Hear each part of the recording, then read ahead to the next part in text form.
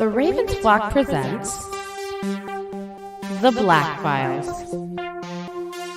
an uncensored interview and review podcast for all geek fandom.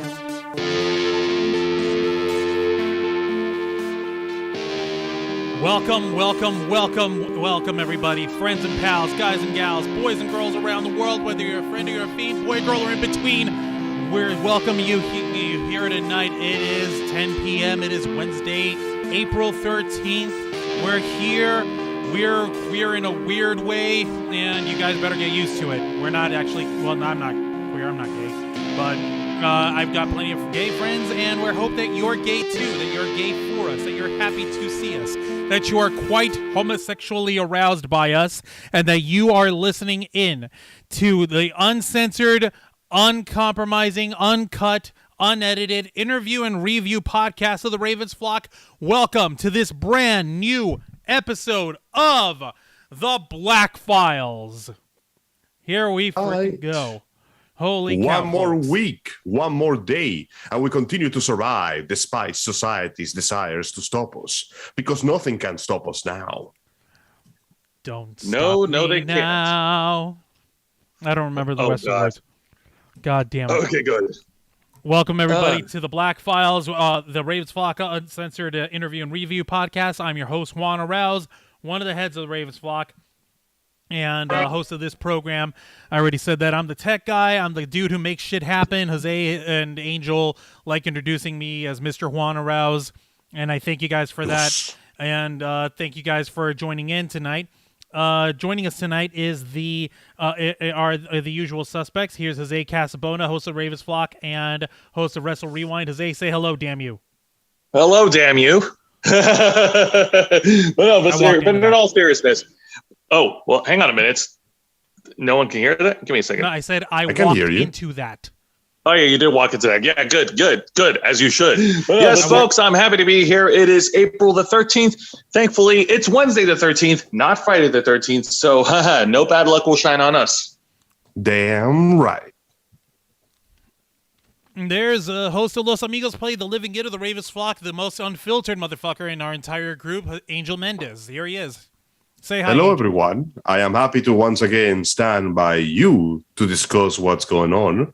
And I thank our beloved listeners for taking the time to listen to what we have to say, as usual. We appreciate it, folks. And we want you guys to relax yourselves, bring yourself into the fun, the joy, and excitement that we're going to be sharing tonight. And in case you can't tell from the... From the blasted spoiler tags and from the thumbnail and from the title of tonight's episode, we are going to be discussing in full the most fun that we've had in theaters since the last time this little blue hedgehog graced our. Hold on, I gotta fix something over here. There we go. Graced our. Since the last time we had to fix something. Sonic the Hedgehog 2: Electric Boogaloo. Somewhere out in the far reaches of Hollywood, Paramount Pictures and Sega heard us say fun is allowed, and they decided to amplify that times 5 million. Indeed. And once again, continuing the tradition, this movie shows up at the same time as a DC movie and completely overshadows its very existence clean off the water. We would like to send our sincerest condolences to everybody who worked on Morbius. We're very sorry for your loss. No, Morbius isn't a DC movie, it's a Marvel movie. Whoops. Anyway, a superhero movie has once again been completely overshadowed by the awesome power of the Hog. Appreciate that. Yep. No, pretty much.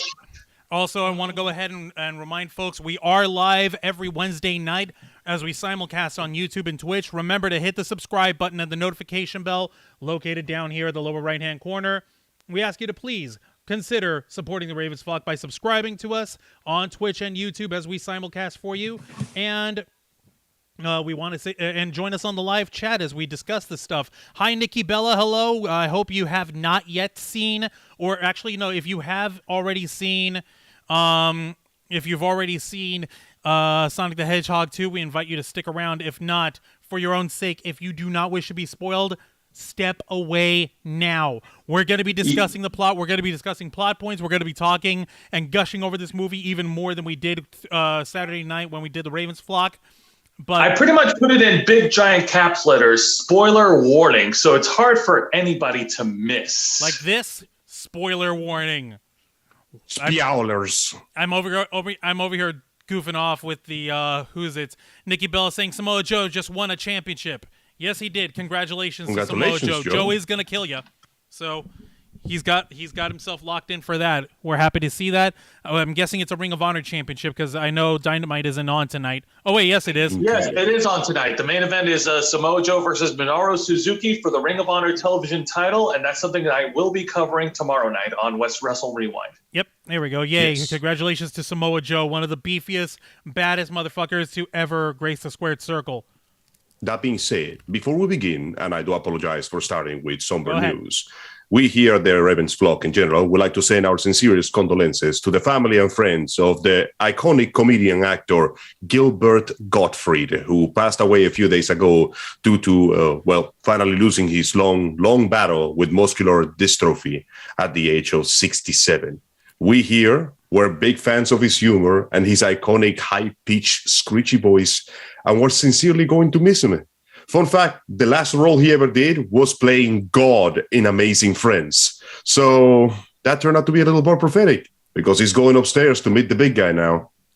He's like, oh my God, oh my me, you did such a great job. You know what? I can't wait for you to get over here. I'm bringing you over now.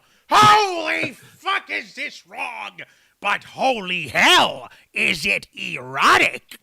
For those of you who don't know, Mr. Gottfried did the voice of Iago, the iconic loud parrot from the Aladdin series, and lesser known, he was the evil dentist in The Very Odd Parents. He didn't show up in too many episodes. But yeah, pretty much everywhere he goes, his voice has become an iconic, ultra-recognizable sound that, sadly, we will never hear again. And we would like to send, once again, our condolences to friends and family. It's been good, Guilford. We will miss you a lot. Thank you for the laughs. Thank you for the memories, Yes, Mr. Gilbert really Gottfried. Appreciate it. He's unique. He's one of a kind. Gilbert the Iron Knight has been banned permanently. Gearfried the Iron Knight. No, it's Gilbert now. Shut the fuck up. God dang it. Just In let case him have folks it. can't tell, Let him have it. normally on the Black Files, we like to discuss the darker side of the world of geek culture, pop culture. There's actually a follow-up that I want to go ahead and do in the near future on one of our hottest stories that we covered over here on the Black Files for the Ravens Flock. And I'm actually going to go ahead and pull that information out in the near future. But we also do interviews and we do reviews of different TV shows and movies. In this case, we're doing Sonic. For those of you who may or may not know, in case if you don't know who the hell Sonic the Hedgehog is, go ahead and fill them in, Angel. I want you guys to have fun because I was gushing the entire time we watched this in the theaters. We got to see night. I was gonna say go Google it or go look it up for Wikipedia, you stupid noob. Exactly. For those of you who are within the category that my friend Joe describes as a stupid noob, Sonic the Hedgehog was the mascot of the 90s, the one that actually had the balls to challenge and compete with Mario on equal terms, to some aspects actually surpassing him in game quality. Unfortunately, as a few years later began and the PS3 era rolled around, Sega dropped the ball so hard it created an impact crater that killed all the dinosaurs. And Sonic has undergone a very long and very bumpy ride to become relevant in the public again, with a lot of games that range from, man, this was great, to, holy shit, what were you thinking? So when everybody heard about the first movie, the first Sonic movie, predictably everybody was skeptic. Even more when the first release of the trailer was announced and Sonic became the nightmare that your sleep demon has nightmares about. Meow. Yeah, but Angel, not just video games, but Sonic. But before the movie release, Sonic has also made a splash in entertainment as well, on TV and in the comics. Do you know how many comics are published for Sonic the Hedgehog? I do not know, but I know that there's 3 or 4 titles rolling right now as we speak. And of course, there were the cartoons, a couple of animated movies that were actually quite well known. The much maligned Sonic X cartoon. Seriously, watch it in Japanese. It's actually good in Japanese. And the Sonic Boom cartoon, which I suppose for this game adaptation was a roaring, ripping success. It was so good that they had to cancel it. That's how good it was. Holy crap. That's actually pretty damn good. It was amazing. I actually want to go ahead and, just for the sake of paying proper homage to this blue, speedy hedgehog, I'm going to go ahead and freaking play the opening clip. Gotta go fast. Gotta go fast. Gotta go faster. You could say whatever you want about 4Kids. Their music production for their shows, and their dubs was top fucking tier. Bro, everybody remembers the music of Yu-Gi-Oh! No one remembers the Japanese music of Yu-Gi-Oh! True. Pretty much. And also, it's not overstating to say that all the music from the Sonic universe, whether it's TV show or video games, has always kicked ass. Of course, definitely. And, well, this movie itself is no different. There were quite a few good songs. Turns out Dr. Eggman has a pretty good taste in rock. Who knew? Yeah, you know what, man? Evil I would Robotnik, expect nothing less from a giant diabolical villain. That translated over into the movie perfectly. Yeah. And so we are like the movie actually picks us up right where we left off at the end of the first one. And they even went complete with goddamn like Marvel Studio style MCU title screens at the location. Boom, the Mushroom Planet. Oh yeah, no, the opening logos on it have the fact that it has that. Yeah, it has the Sega chant, the Sega the sound on it. Da, da, da, da, da, da, da, Sega. Bro, yeah. Just like the first time. The moment I saw the Yakuza and the Space Channel 5 screen, I lost my mind. They remember. Brilliant. On the chat, Nikki Bella was saying that Gilbert Gottfried was the voice for Creep Show, and she just got through watching Spider-Man No Way Home. Hey, awesome. I hope she liked it. Hey guys, before we go on, I do want to pull up some recent information from 2 days ago on Sonic the Hedgehog 2. Yes. From its opening weekend, it drew in the biggest video game movie. It's the biggest video game movie of all time, $72 million in its opening weekend. 97% audience score, and its cinema score is an A. Damn. For a franchise that has so much trouble adapting to the modern era and 3D technology for the games, when it comes to like cinema or TV, Sonic just kicks ass in general. It's like he's good at everything except holding a proper line of titles for his games. He just broke into. He's like a wrestler that became an actor, and he's way better at being an actor. I want to go ahead and show something over here too, guys. I'm showing this to our folks on the YouTube stream and Twitch stream. As freaking crazy as this is, the tomato meter, the critic consensus on it, has it at 69% on Rotten Tomatoes. Nice. And the audience score is 97%. Holy shit, that's amazing. So doesn't that make it also the highest rated it is number one on Rotten Tomatoes. So once again, well, like Sega does what Nintendo don't. Well, yeah, it's highest rated overall. A new movie that came out called Everything Everywhere All at Once, which is apparently like this crazy cool sci-fi comedy movie starring Michelle Yeoh. That one is we gotta see that one. I have heard some really good stuff about that one. So have I. I gotta watch that too. That is on my to-do list, but it's gonna have to wait until after the Vegas trip that I'm taking. Which, by the way, yeah, I'm going to Las Vegas in 1.5 weeks' time, folks. I'm gonna be there joining with our Popcorn Planet family, Andy Signor, Steph the Alter Nerd. She's flying in from the UK for the first time. I've got to ask you, Angel, if England doesn't exist, where are the planes from the UK coming from? Yeah, Simple. Angel, Canada. You got a good answer for that? Canada. From overseas. Yeah. Everything outside of the US is either Canada or wilderness. I guess Cuba falls under wilderness? Fuck yeah, it is, bro. I grew up in the mountains. Good point. I was 3 steps away from doing like the Tarzan vine surfing. That would actually be cool. Son of man, a man in time you'll be. Okay. Yes. Enough Phil Collins plugging. He's got enough Grammys. He's good. There better be a Phil Collins song in the next Sonic movie. Right? No, that would be freaking hysterical if they use the same fucking song from... No, wait, no, they can't because Disney's got a stranglehold on licensing. God damn it. Fine, just hire Phil Collins so he can do another song. He could. Yeah, the wisdom to be wise while you're going faster than the speed of light. There you go. See? We're already giving him material. Yeah, hey, Phil, you're watching this shit. No, seriously. But what do you call it? If anyone wants to help out, because I blew all the money that I had saved up from, being a responsible adult and stuff. Ugh, responsible adulting. On my travel and lodging there, but I do need to eat. So if anyone wants to help feed this techie man, please go ahead and drop whatever you can on our Cash App. I'm going to go ahead and drop that on the chat over here. It's also in the description below. So please be generous. Whatever amount you can helps. But anyway, I'm all right. I'm done doing homework for myself over here. Let's get to the goods. How many days was Robotnik in there? Was on the Mushroom Planet? 260 or 43? No, almost a year. 243 days, something like that. It was fucking horrifying because you can tell. Like he's over here doing like a personal entry log or whatever. He's like, which doesn't make sense considering that my computer doesn't work anymore and I don't have anyone to talk to.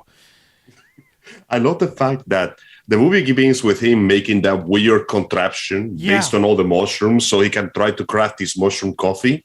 The way that thing is built, that means that to reset it, he has to reassemble the entire thing every single time. And that means that he has to reset every day when the one particular mushroom grows up high enough to trigger it.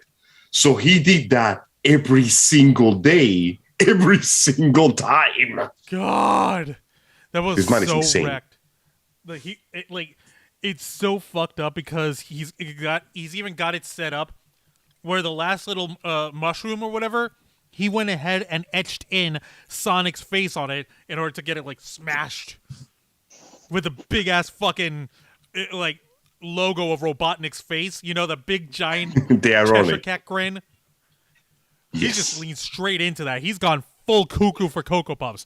He's owning it. He has owned it. In the first movie, Jim Carrey just played him as an arrogant asshole. It's just like he's the smartest guy in the room and he knows it and he doesn't care. He puts everybody fucking down, even his subordinate, his henchman, Agent Stone. Constantly. Thank you, psychopath. Your admiration is inevitable. It's inevitable. Also, fun fact, and this may sound crazy, but compared to the video games, this version of Robotnik is actually like more cruel and more petty because to him, this shit is personal. In every other game, Eggman is usually trying to do his own thing and Sonic gets in his way. In this movie, it's pretty clear that his main goal is literally make that dude into a blue splatter into the ground. Then go on to the whole world conquering universe, whatever. Yep, Kill Hog. Kill Hog, get bitches. Exactly. Actually, he's not even interested in bitches, is he? He's just interested in... I'll make my own universe without blackjack or bitches. In fact, forget the universe and forget this universe. I'm just going to conquer everything because fuck all y'all. That being said, I have one question in particular. Who were those guys? The ones that came out of the portal before Knuckles shows up at the beginning of the movie. They were humanoid. We don't get to see any features because of their masks, and Robotnik gets rid of them very quickly, but nobody mentions them or where they came from, and Knuckles doesn't seem to give a shit about them. Like, who the hell were those guys? Knuckles does not That's get a good question. They're clearly guys who work for Knuckles, the Echidna, who, so basically, Robotnik went ahead and got his distress beacon or whatever set up. What he did was he built an antenna of some kind, some sort of transmitter out of the spare parts of his ship, and he used the one quill, the one hedgehog quill that he still had. I'll be home by Christmas. And he fucking used that as a power source. It shot up the energy, and fucking that's when we got a portal open up Well, he's sleeping in the middle of the night, and he had his trap set up. He smashed the 2 hench guys. We don't know where they are, sort of... Oh, no, one of those guys is dead. Oh, they're fucking dead. He smushed them with shrooms. They're Wait, high. My hypothesis is that when the portal opened and Eggman, sprung the trap, the portal may have shifted to a different location, allowing Knuckles to come through it. Maybe those guys were just completely different area, completely different location. Yeah, no, they're definitely from a different planet. Guaranteed. There's no way that Also, this leads me to believe that since that quill stores so much power, I'm just going to assume that Sonic is either nuclear or solar powered. Oh god damn it, you're not wrong. That's so fucking horrifying. Where are these guys getting their power from? Yeah, a single quill allowed Eggman to amplify the signal into a shockwave that traveled through dimensions. Think about that for a second. No, it wasn't through dimensions. It traveled through time and through space. It didn't go through a different dimension. Still pretty ridiculous. You have an idea how far away it has to get? Well, it's faster than the speed of sound and faster than the speed of light because it comes from the fast Hedgehog himself. So the very essence of fast. And right when he, Knuckles fucking picks up Robotnik and sees that he's got the freaking the Hedgehog quill in his hand, and we hear the dulcet, deep, baritone, muscular, manly voice of Idris Elba coming out of this red CG echidna motherfucker. Where did you get this from? I got it from a little blue hedgehog on a planet called Earth. I could show you the way.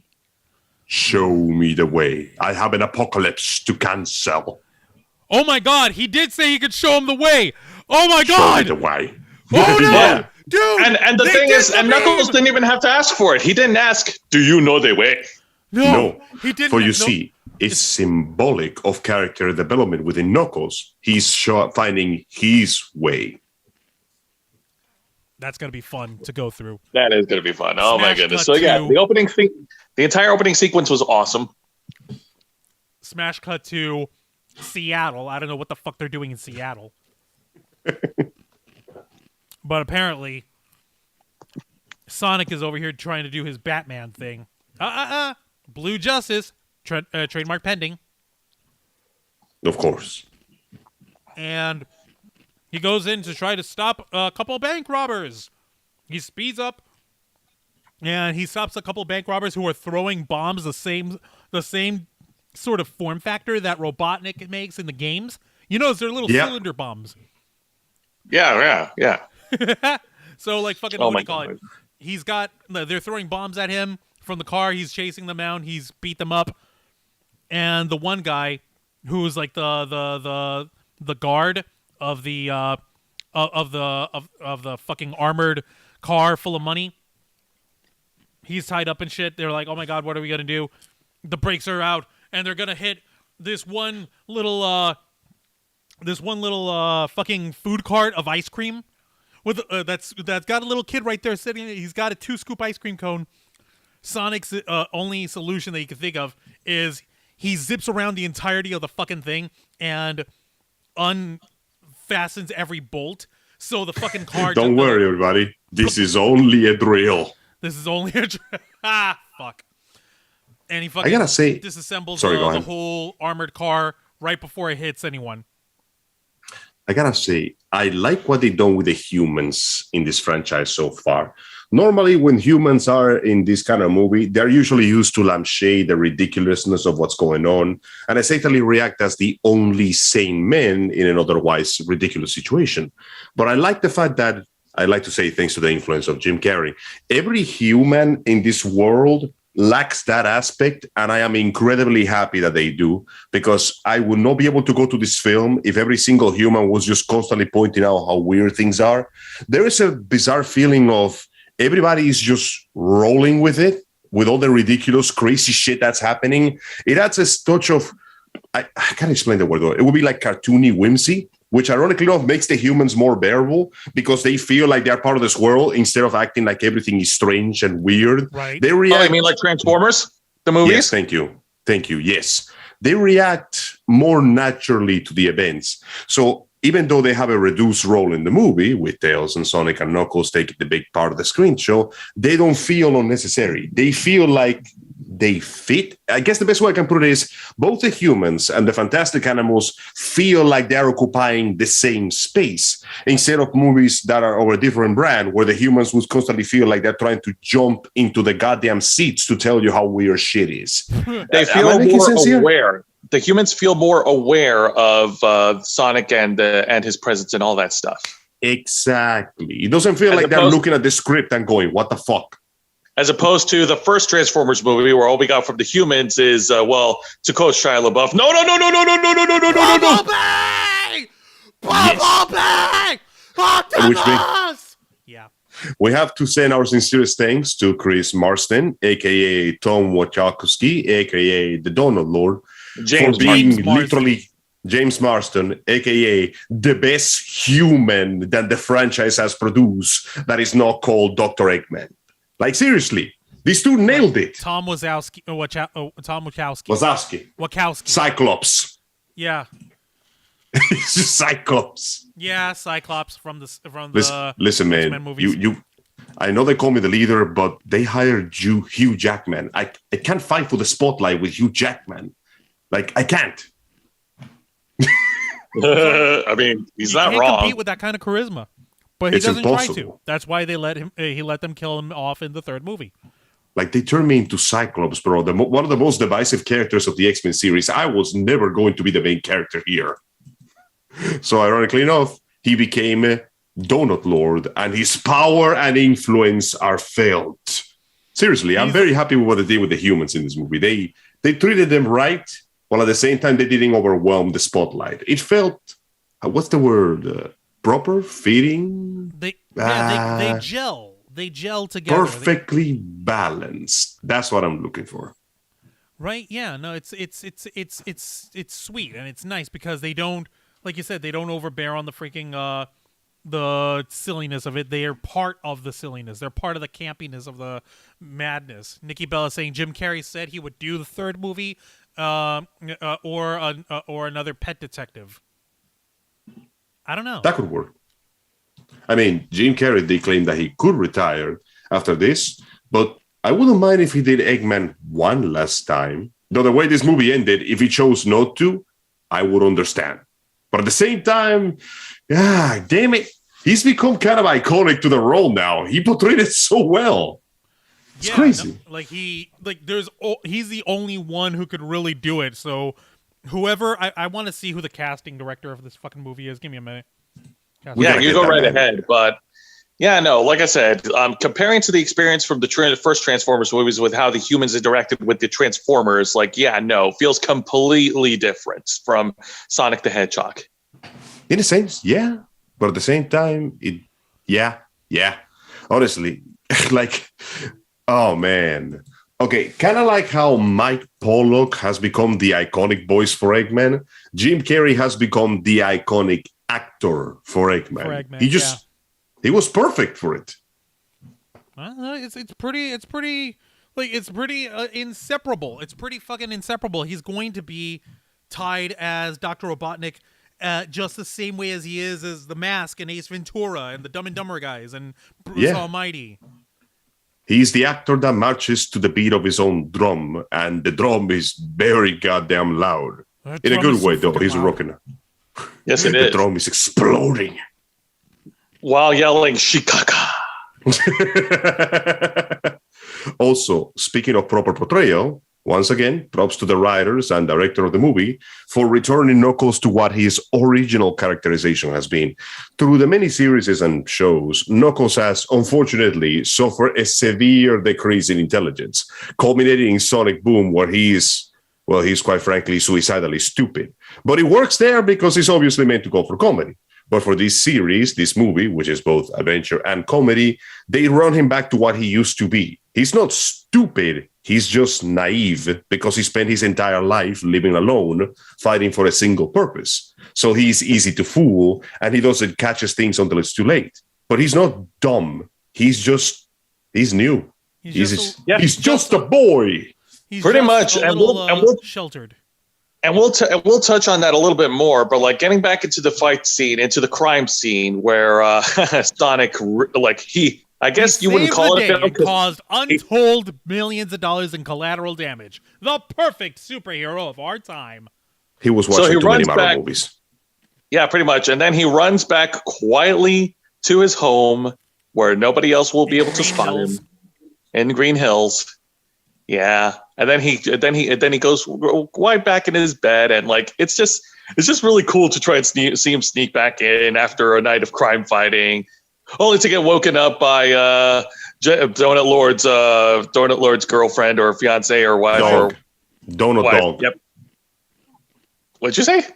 The dog woke him up first, licking his Oh yeah, the face. dog woke him up first. Donut dog. Dog nut.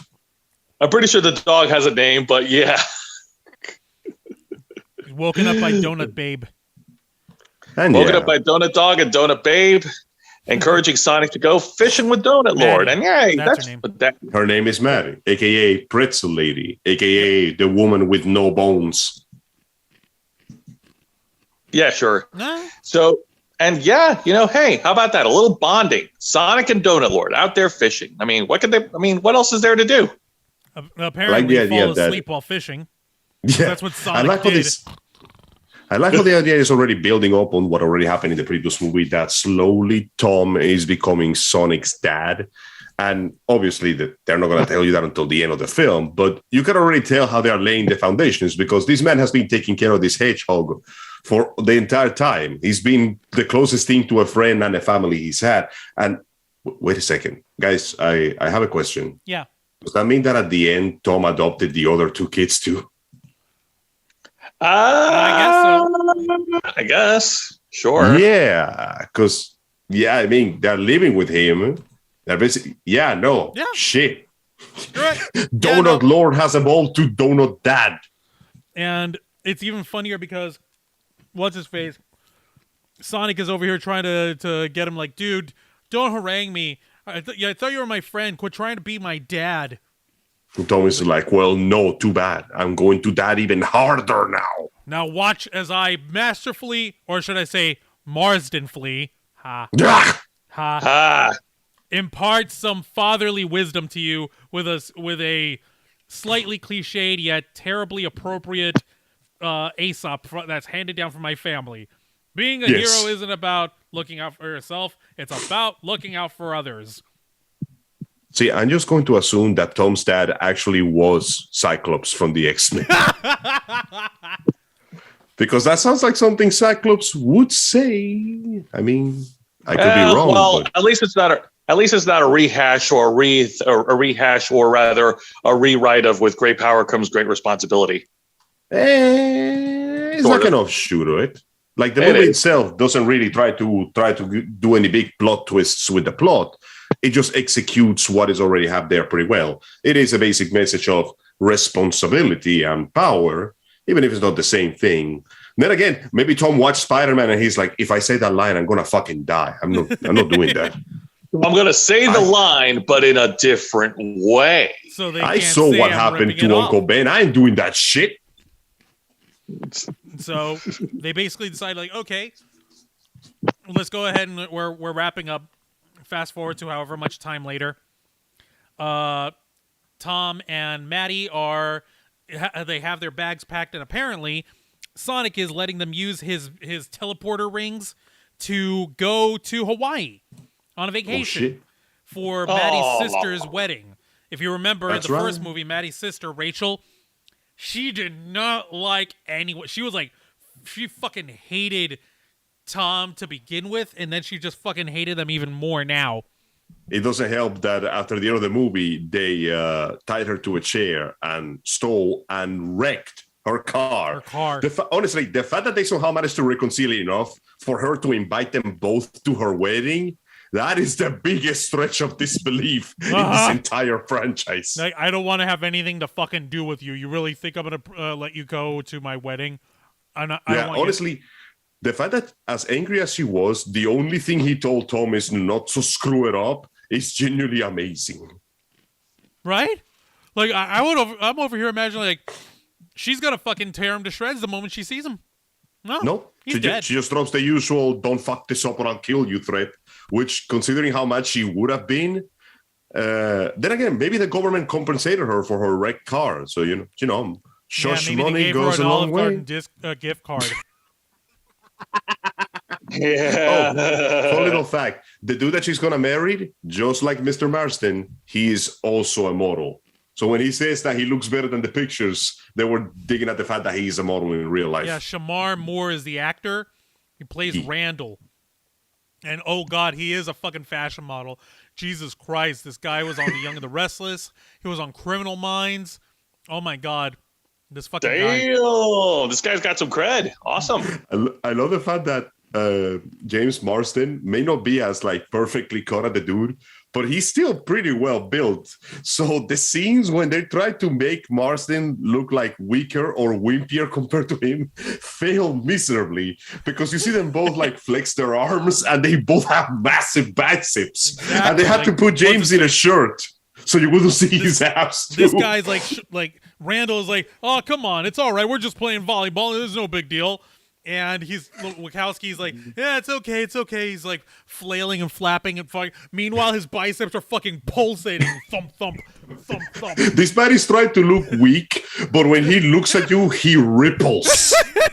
I'm dude, Marsden, do you need a body double? All right, I do not mind showing my flabby, not so perfectly sculpted body to the world. If you need a body, we'll do what Captain America did. Just splice James Marsden's head over my body. I'll go to Hawaii for a week. I'll jump around. I'll let my blubber fly. I don't give a damn. I'll even work for scale. You want that? How about that? Just cover my travel and lodging there and feed me. I'll work for scale. I'll be James Marsden's flabby body double. I don't care. You notice that through the entire film, James only wears baggy clothing because they know that if they give him something that shows off his muscles, the entire point just falls apart. Out the window. Pretty much. So while the nice couple are out there away on their vacation trip to attend someone's wedding, what's a hedgehog to do? Party! All right. We've got TV channels, streaming channels, a fridge full of food, and no supervision. Let's do this. Fucking parties out the way a teenager would. He's fucking goofing off, playing around with freaking styling his quills. Do you notice the Sonic Underground shout out? Happened? Joe did. Something happened to my. I did. Fuck you, guys. My camera Angel. just did something weird. Give me a minute, guys. I did. I like it, I like it, and at the same time, I cringed at it. Oh, come on. This is, of all the shout-outs they could have done, this one was pretty good, all things considered. I will admit, it is harmless. This is just a one-time shout-out to Sonic Underground. What exactly is wrong with Sonic Underground again? I forgot. Story just fell flat to me, in my opinion. Too much music, not enough plot? What do you mean? What do you mean? Well, yeah, that. Nikki Bell on the chat saying Sonic and Tails always hang out all the time as great friends. Yes, they do. Yes, they are. Yes, they do. Yeah. First off, congrats for getting the voice actress of Tails to work in this movie. And I gotta say, this is the most adorable incarnation of Tails yet. I wanted to reach to the screen and hug him and tell me that everything was going to be all right. It's so cool because, number one, Colleen O'Shaughnessy, the veteran voice actress of Tails, Miles Tails Prower, in almost every dub and video game iteration. Yes, that's the best way to fucking go about this. Perfect. Number one. Fantastic work. Number two. Yes. They didn't play him up as the nobody little fanboy who doesn't do anything. He's clearly smart. He's clearly talented. He just feels like a loser outcast kid because he's got two tails. Look at you being able to make all these amazing innovations that revolutionize the entire level of technology as we know it. You fucking freak. Never mind that your IQs probably blows all of ours away around the freaking atmosphere. You're physically stranger than us. Therefore, you are inferior. You have two tails. I created literal universal transporters. He's got universal transporters, laser guns, freaking like side-mounted machine guns that he could slap onto a bike prop, lockpicks. He's good. Electric gear of all kinds, grenades, all this shit. But no, apparently because he has two tails, he's not allowed to be a part of his normal society because Two tails. That's it. It's so fucked. Also, What? I like the implication that the rings are like a universal space travel technology. Like we see both Knuckles and Tails use them. They're not exactly original just to him. And Tails mentions a village. So there is like a society of foxes. And maybe they're all inclined to technology. Because the one time we see him outside of Earth, he seems to be in either a space station or just a room filled to the brim with really high tech. Yeah, and it's weird too because like apparently he's been like ever since in the first movie where Sonic went and did his that sad home run thing that set off the EMP that got everybody to notice him. Apparently that signal made it all the way out to deep space, and Tails was watching him ever since.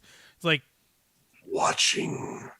he's like, dude, you've been watching me in the shower? No, of course not. Only freaks do that. Everybody knows that Sonic only takes bubble baths. And Sonic just goes, yeah, you're right. And I'm like, I feel like we just... No, I I'm feel like glad we he forgot drops something that. here. I'm glad he drops it after that because he did not get like, hey, wait a minute. And they never bring it up. What does bring up is the fact that this scene is the proper introduction of Canucks the Enchilada. Oh my This god. motherfucker. Okay, no, first off, Eggman makes his big dramatic entrance. And thinking back on it, it's a good thing. Okay, this is two things. First off, Eggman is fucking fast because you notice how he moved out of the way as Sonic and Knuckles were about to clash? Yeah, because he knocks on the door. What do you call it? Sonic opens it. Is like, oh my god, it's Eggman. Whatever you done, whatever you're here for, you're not gonna be able to get away with it, and I'm gonna stop you. Oh sure, go ahead and get me. So you see him, Sonic jumping slow mo. Yeah, fucking Robotnik dodging away as Knuckles jumps in and charges at him. Like, fuck. Also, That all based on the mushroom diet size- really worked wonders for Robotnik. based on the size of the impact and the force that sent Sonic through the wall, that means that he was ready to fucking kill Eggman right there. Like, if that punch had connected, Jim's brains would have landed on the other side of Utah. Yeah, no. Yeah, Sonic was not fucking Gray around. matter if it's in another state. Fuck, man. He was not screwy. Then again, considering what happened in the previous movie, yeah, Sonic is not going to take any chances. He sees the man, he gonna die. Like, he literally Damn. tried to bring down an entire town and try to destroy half a fucking city in San Francisco just to get his hands on Sonic. Don't So, forget of the course, part that Sonic he isn't actively gonna take any destroyed chance. several historical monuments. That Sphinx has not recovered yet. You're not wrong. That's Damn. But to the credit of Dr. Robotnik, he does have a helping hand. Two. Helping Or fist. like a helping Helping hand. fist. Yeah. Yeah. The way he fucking brings it up is horrifying too. He What are pops my through- manners? He pops through the hole that Sonic went through in the wall. Where are my manners? Sonic, meet Knuckles, my new BFF That's best friend forever and in the FFAE. That's best friend forever and ever. Be right back. Gotta use the bathroom. Yeah, you see going, guys. Knuckles, who's serious in his Idris Elba, like, you are undisciplined, untrained, unworthy. You forgot one other thing. Unstoppable. Whatever you do, you're not gonna take my power. Fucking, and we get the line from the trailer. Do I look like I need your power? And boy, does Knuckles smack this guy down. Holy shit. Oh, fuck, it's horrifying. It's fucking terrifying, man. Pretty much. He is the perfect foil. For this movie, he is the perfect foil against Sonic. Speed versus power. Lighthearted and wisecracking versus serious and business all the time. Yin versus yang clashing at each other. Fire versus ice. Fire versus water blue. going at each other. Dogs, red versus blue. Dogs and cats living together. Mass hysteria. It's horrifying, man, because you see the beatdown that Knuckles gives him is just fucking wailing on him. It takes it so far as that what's his face? The craziness about it is that Tails is the one who manages to steal a car. He breaks into a car using his little comm pad or whatever, and fucking came in and saves Sonic and chases after him. Knuckles is right behind him, so he's got enough speed to be able to keep up, but he's not nearly as fast as Sonic. The point Apologies is, for the delay, fellas. I'm taking care of a small errand. Keep going. I'll return in a minute or two. sure thing, man. Okay, moving on. So we get a car chase. Yep. Ish. Ish. And oh my god, is it a fucking chase? That godless nightmare. Fucking Knuckles trashes the hell out of him. Tails is trying to be helpful and like, hey, the name, everybody just calls me Tails. You're probably wondering why. Is it because of the extra tail? Only Sonic the Hedgehog can figure that out. Like, kid. Oh yeah, he says that a lot too. Only Sonic the Hedgehog. He says it 3 times. Comedy comes in 3s. Okay, that's true. All right. Nikki Bell in the chat. Sonic and Tails' speed is very unstoppable. Yes, it is. Yes, it is very unstoppable. All right. So getting back to the chase. Oh boy. So it looks like things are not going very well for Knuckles, but then Sonic and Tails they come up with an idea to try and lose them. They managed to shake him off. Yep. By shaking him off, I mean drive the fucking car out of the road, off the cliff, and Tails and Sonic just fly away. Fly. Tails uses his Tails fucking rescues them. Holy fucking holy.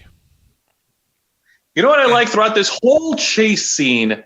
Like freaking like Dr. Eggman. Like, can we talk about how like how Robotnik like got the like had that fucking like satellite shoot out a fucking egg or whatever the fuck? Can we talk about that? Because that happens around the same time as a chase. Yeah. Holy fuck! Oh my it's god! Like, this motherfucker literally has his own satellite system set up.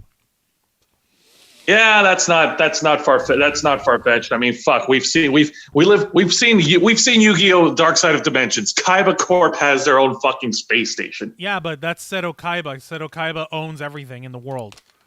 Yeah, that's true. So yeah, Dr. Robotnik, and like he was prepared for this. Like, oh, in case if I go away for a long time or whatever the fuck. Like he's got plans and plans and plans. It's scary how well prepared he is. Right? But while Knuckles is beating the shit out of Sonic in this chase, Knuckles lets something slip.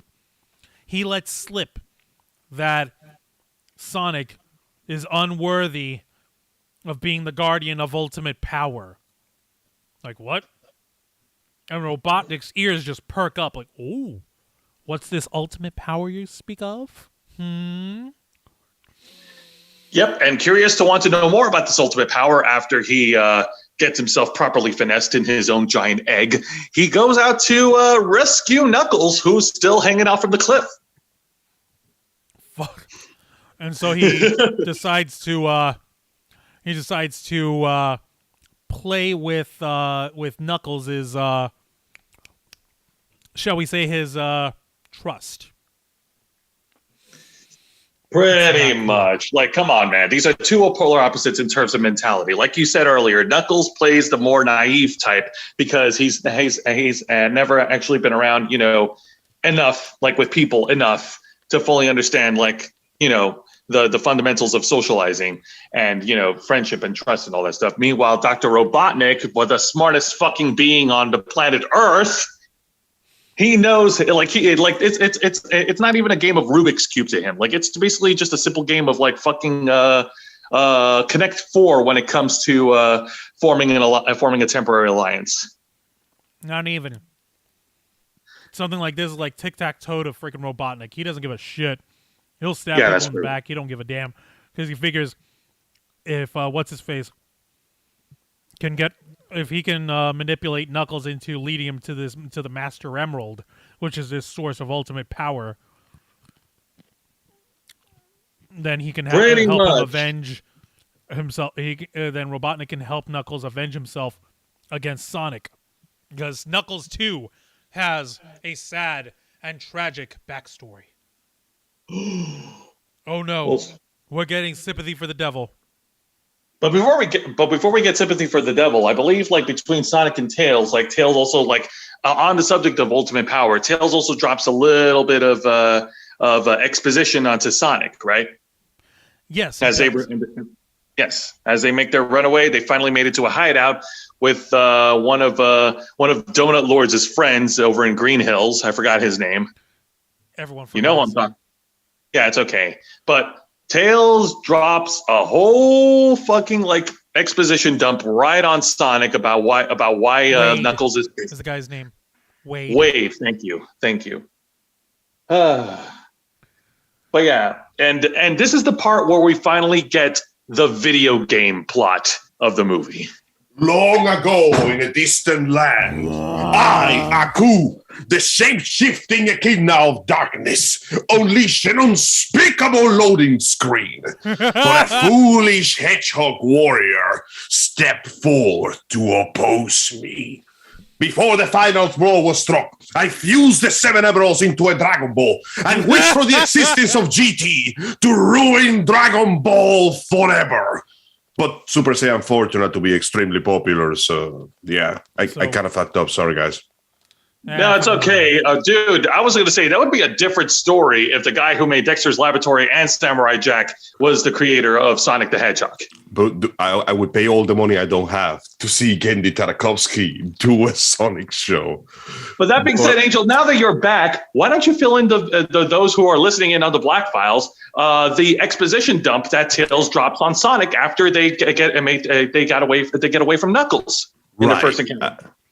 As our boy Tails proceeds to describe, the ultimate power is in fact the legendary MacGuffin of many, many Sonic games, the Master Emerald.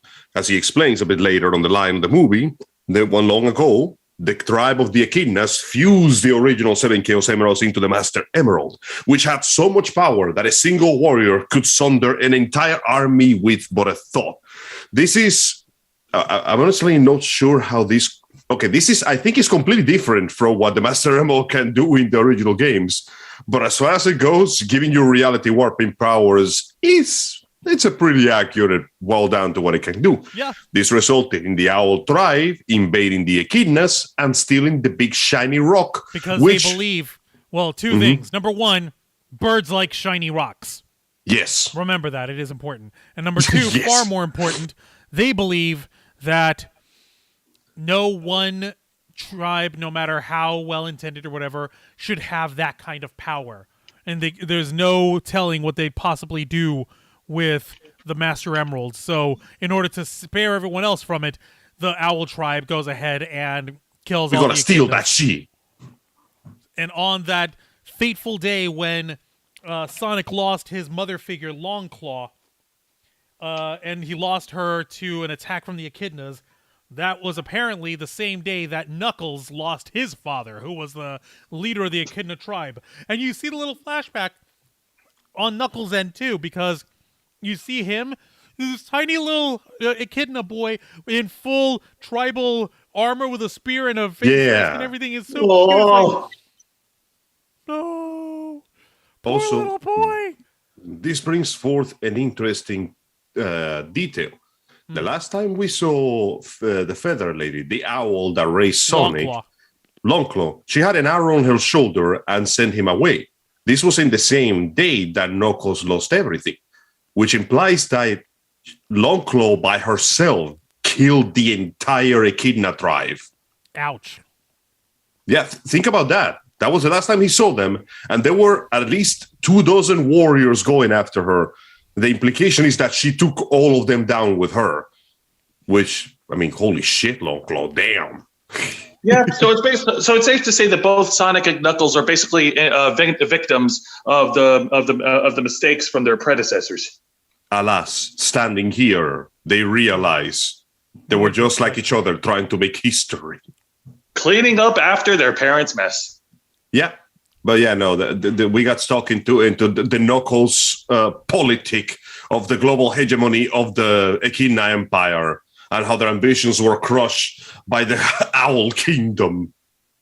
But it's not just Knuckles we get to know about. Like as we progress through the movie, like we also like with Sonic and Tails paired up and searching for the Master Emerald. We also get to know a little bit more about Tails as well during their journey. Yeah, we actually get quite a bit of time to develop the characters. Admittedly, it's surrounded by a nice blanket of comedy, because that entire dance competition in the European cabin of despair was basically made to cabin. Yep. That was made for two reasons. One, to promote Uptown Funk, and two, to have the big connection, because one thing that worries Tom through the movie is the fact that Sonic is, essentially speaking, an only child. He doesn't have other anthropomorphic kids his age to play with, and funny thing is, we don't see too many children in Spring Hills. So the implication is that the young population is not that high over there. So Sonic doesn't have too many people to connect with. And now he has Tails. And we get that beautiful conversation with them. And it's honestly just very heartwarming, very nice to the touch to see Sonic be able to connect with somebody who is on his same level of fur. Yeah.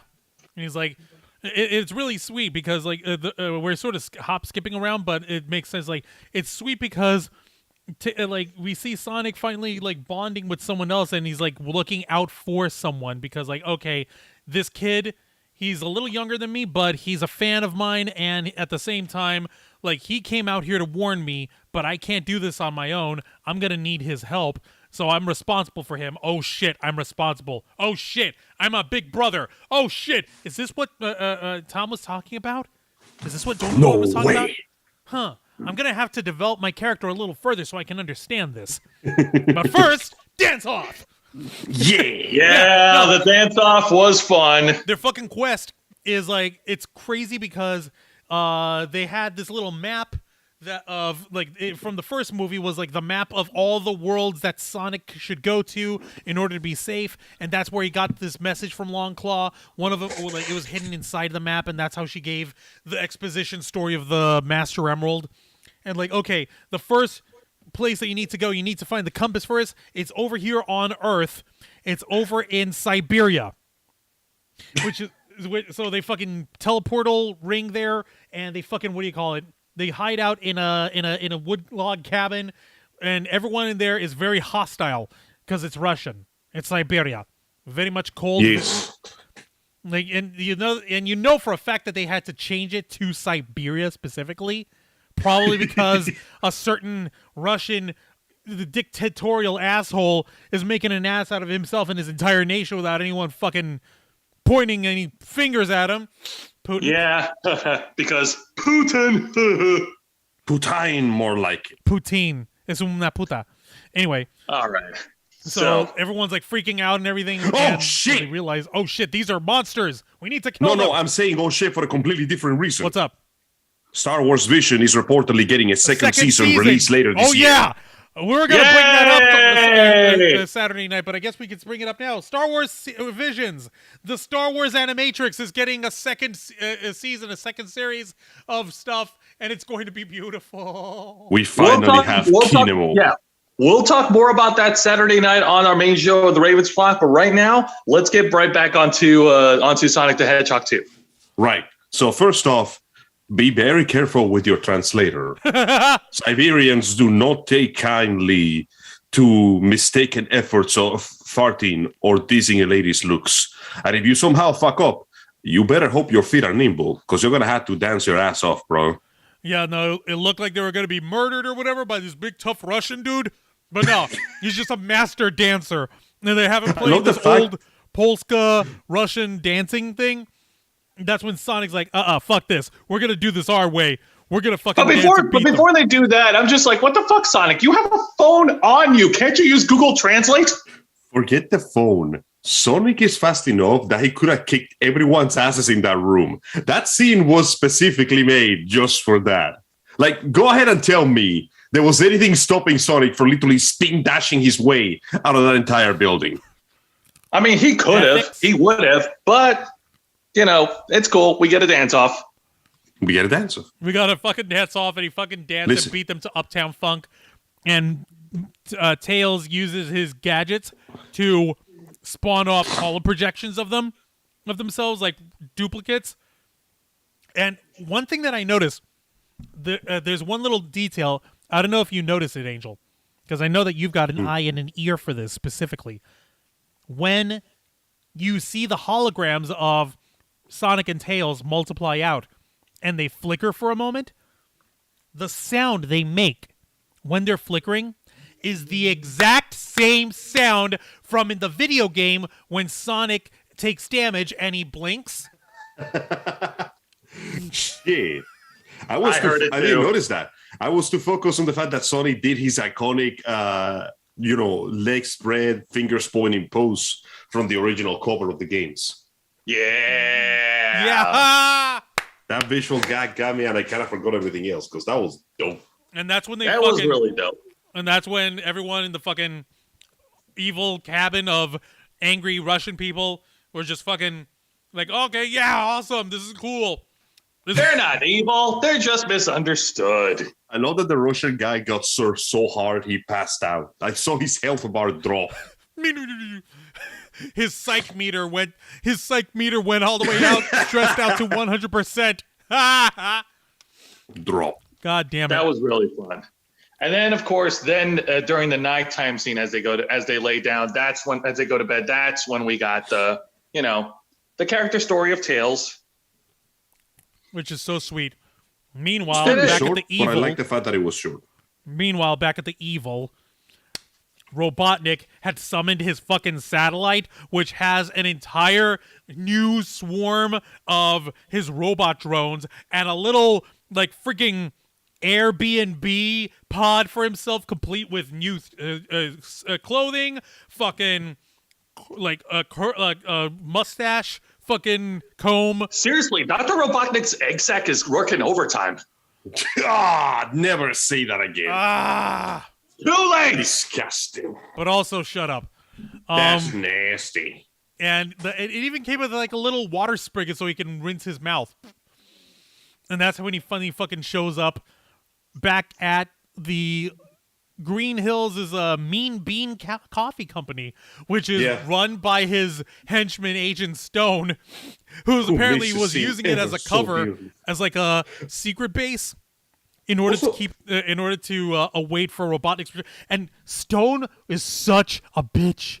He is such a bitch for Robotnik. It is so fucking funny. He's simping way too hard for his own moon.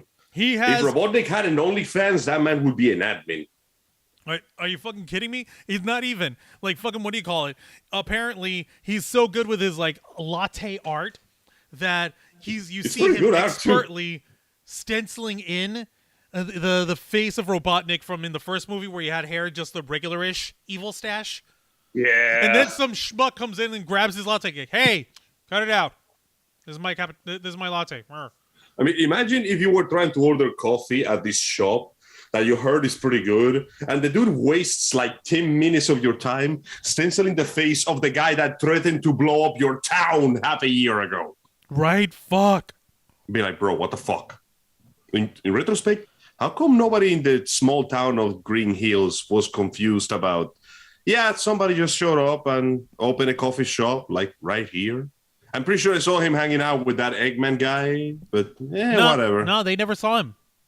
They never saw him. Good point. Remember. I think only Tom saw him. How the hell did Tom never go in there?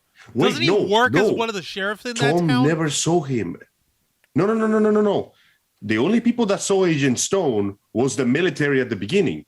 Every other time that Eggman interacted with the main characters, Stone was nowhere to be seen. So he really stayed in the background and did his thing. Ooh, very nice. Okay, that makes sense. You can never underestimate the sneakiness, sir. That is evil. I love it. So the mean bean. So so Stone has his coffee shop closed up in the middle of the night, and Robotnik fucking shows up. Actually no. That's how he got his fucking his egg sack pod because he sent Stone a text message saying "prepare my latte," which is Also, I like that. Oh my That god! after all this time, Eggman gets back, he tastes the latte, and his first reaction is, could use more mushroom. And Stone looks like somebody just told him his mom died. No, worse. It's so much worse than that. Do you know why? Because it's the exact same latte that he's always had, made you a latte with steamed Austrian goat milk, right? Goat milk. Which is fucking horrifying, but like the way he's reacting, it's more along the lines of like, oh my god, I messed up. How could I be so stupid? I'm such a failure. It's not that his mom died. He's like, I messed up against Robotnik. I failed him so badly. Why did I not add more mushroom to his latte? He doesn't even stop to think. Like, wait a minute, what the fuck does this guy mean? More mushroom?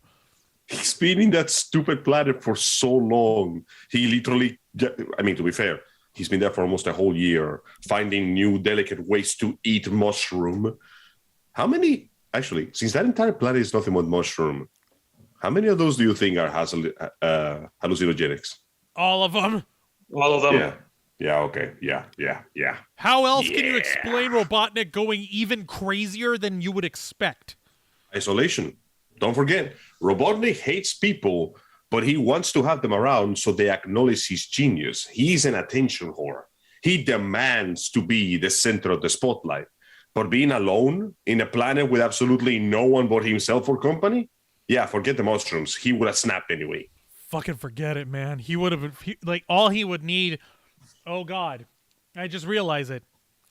That terrible time that he had chasing down Sonic was his one bad day. Dude, he was already an insufferable, brilliant asshole to begin with. Now that he was faced off against an alien hedgehog with super speed that breaks the laws of physics and was beaten by him. It's like the fucking things of Dragon Ball Z Abridged. Like, fucking everyone's horrified that they face off against Goku. He's the strongest being in the universe. But when they sit down and talk to him, he's a simpering idiot. So that's pretty much. But yet, despite being beaten, that has not stopped Dr. Robotnik at all, especially and during his pursuit against Sonic and Tails, he apparently tapped into the phone of Sonic the Hedgehog. I like this scene, because they're reading off the text messages of what between Sonic and Wachowski, yeah. Dot. Once again, highlighting that Knuckles very inept when it comes to technology. Well, he doesn't know what dot means. Yeah, I know. It's just like, man, they're highlighting it really well here, and it's amazing. I like it, but no, I like this. So they're intercepting where he is. According to Sonic, he tells Donut Lord that he comes up with an alibi, which obviously is not true. And Dr. Robotnik then triangulates and pinpoints the cell phone signal all the way over to Siberia. Also, the little logos, the little icon of Sonic that we see on the map, it's tapping his foot impatiently, like in the game. Like in the fucking game when you keep Sonic idle and he's just standing there tapping his foot. And fucking, what do you call it? While Robotnik is masterfully, eloquently describing how he's using the satellite to triangulate, we're going to have the Hedgehog lead us to the compass that'll lead us to the Master Emerald, and we're going to take him down and destroy him once and for all. That's when fucking Knuckles smashes down on fucking Robotnik's hologram table. Miniature Ghost Hedgehog eliminated. Let us begin our quest. Oh, it's great. Well, I mean, at least Knuckles is showing he's all in 100%. So. Oh yeah, no. Knuckles the Echidna does not do shading half measures. Nope. And honestly, nobody in this movie does shading half measures. Which, of course, Sorry, man. No, you go ahead, but I'm gonna point out what I've made my observation of in terms of Knuckles' characterization, because I realized it almost immediately after we stepped out of the theater. But I want you to go ahead and finish your thoughts, guys, before I bust out. No, I finished my thoughts. Go ahead. Okay. Knuckles, in terms of his characterization, he's a very proud warrior who's masterful in combat, who uses all of his strength and all the same sort of kinetic power that Sonic does, but he uses it in his fighting and in his musculature. Is very noble-minded. He believes he is in the right because he must avenge the Echidna tribe, and he must reclaim what is rightfully theirs. It is his destiny. Yep. And yet he can't figure out what ... in the middle of text messaging means. Why would he? This is the first time he's seen it. Guys, let's not forget, Knuckles has been living in the fucking woods for all we know. Yeah, jungles, yeah. All he said is, I have been training for this my entire life, but aside from the usual transport to another dimension door thing that everybody seems to have, Knuckles has just been living in a hut somewhere, man. Somewhere. It's fucking wild. He's a Saiyan hillbilly. Everything in Earth, like even down to cell phone text messaging, is still foreign to him. Yeah. I'm over here realizing the characterization of Knuckles, the Echidna, in this movie is pretty much what would happen if you were to take a Klingon from Star Trek and put him together with Drax, Dave Bautista in Guardians of the Galaxy. Boom. It's basically the original Knuckles. Yeah, hear that, tricky fans and Marvel fans? There's Knuckles the Echidna for you. This movie has gotten the character better than the games have done in a long, long time. So they go to the ice temple in Siberia in a mountain. They find a puzzle or whatever in order to unlock the compass. And it was a very simple puzzle, honestly. Yeah, true. And that's when, after they have the compass to find the Master Emerald, that's when Robotnik and Knuckles bust in. And Robotnik's in his little egg pod. He's in the egg pod, man. We actually get the proper egg pod this time. Also, I like how the machines that he summons, though they clearly have like the high technological slant and the whole white, shiny, metallic shit. Egg. It's very clear that they're based on the original. We see the robots turn into the big laser wasps. It's fucking terrifying. It's great. I love it. I don't know, we get the really cool surfing down the mountain fight scene, and Sonic is talking so much shit. You mean a Sonic level happens in the wind in the mountain? Yep. You're right. A Sonic level happens. That line when he goes, okay, for somebody who's punching, you kind of suck at this punch. For somebody called Knuckles, you suck at punching. And the guy goes, I've been training for this my entire life. And Sonic goes, and well, I'm still here. So that has to be embarrassing. I'm like, wow. Fuck the shade on this hedgehog. Said it. So you didn't have to commit murder like that. Come on, man. It's okay, because Knuckles then proceeds to try to commit physical murder on Sonic as a retort. And that eventually does lead to the iconic flashback where we get to see exactly what the problem is with Knuckles, his dramatic past, and that moment when Sonic immediately runs to help Tails after he gets nuked by egg missiles, and Knuckles is like, wait, that makes no sense. And Eggman is like, of course, he's a good guy. Good guys do good guy things because they are stupid. And Knuckles is like, right there is, press X to doubt. He presses that. But yeah, and this does bring forth back to the connection with the humans, because Sonic has to escape the avalanche while Tom continues to make a complete embarrassment of himself at the wedding. Because we knew that the moment that the sister-in-law told him, don't fuck this up, he was going to fuck this up in the most spectacular way possible. So the only thing they can imagine of doing is, what is it? What's his face? While they were being chased down, Sonic didn't have his rings on him anymore. And he didn't know if Tails had any rings on him either. So he's using his cell phone and he's calling Tom's like, Tom, I need you to open up a portal for me right now. What do you mean open up? I'm in danger. We're in trouble. We have a problem. We have an emergency. Open a portal right now. Throw the ring. Oh, shit. Shit. I need you to do it now. We're going to die. And Tom, without fucking thinking, pulls the ring out right as they're fucking doing their vows, and he throws it right at the altar, and poof, a whole fucking wash of snow goes off into the fucking beach. Everyone's fucking buried in snow. The sisters Don't fucking forget, living. this is after he punched the crap out of the groom because he wouldn't give him the ring. He's like, I am so sorry about this. Bam! Like, that is So not yes, the right ring. this was a fuck up, but by the combined efforts of Sonic and Donut Lord, it was a cool fuck up. Not so fast, Joe Casabona. It's time for this fuck up to elevate to the next level. Everybody, put your hands up. This is a gun raid. Wait, what? Ah, damn it! I made a cool pun, like, cause snow and stuff. Too bad. so It's much time to worse. apply some It is shock so much to the fucking scene. worse. It's so fucking terrifying. The entire wedding, it turns out, was a scam. It was a Literally called Operation Catfish. It It was a was rude. so fucked up. Oh my God. Rachel's fiance and his wedding guests revealed themselves all. The entire wedding party, except for Tom and Maddie Wachowski, are all agents of a brand new organization, the Guardian Units of Nations. AKA Gun. Gun. The iconic military franchise, the military organization that has appeared in the franchise since Sonic 2, I think. Yeah, Sonic 2. Yes. They usually show up as either an obstacle or an assistance, and they are a very important faction in Shadow the Hedgehog. But the important thing is that turns out, Sorry, I'm gonna contain my no, excitement. don't get there. Control your Shut boner. up, We're getting Jose. there later.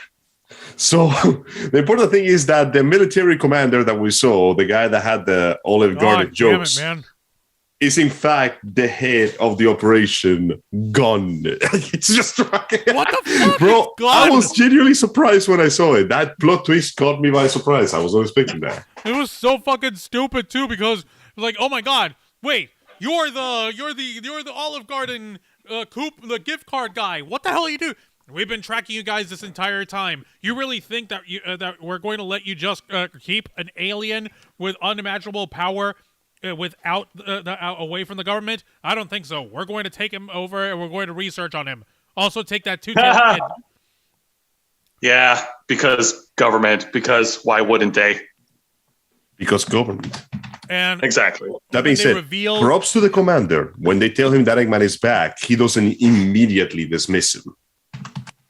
it's fucking horrifying. It's like, no, Robotnik's dead. No, he's not dead, you idiots. Why the hell do you think I'm out here in the first place? Pretzels? It's even, no, you, whatever. It's even more stupid because Rachel, when she's fucking freaking out, she's like, wait a minute. All you guys are like, I want to know what all you people are doing with these guns. Babe, why don't you help me out? And her fiance is like, about that. And he shows his badge, like, and she's fucking terrified and wrecked and shit.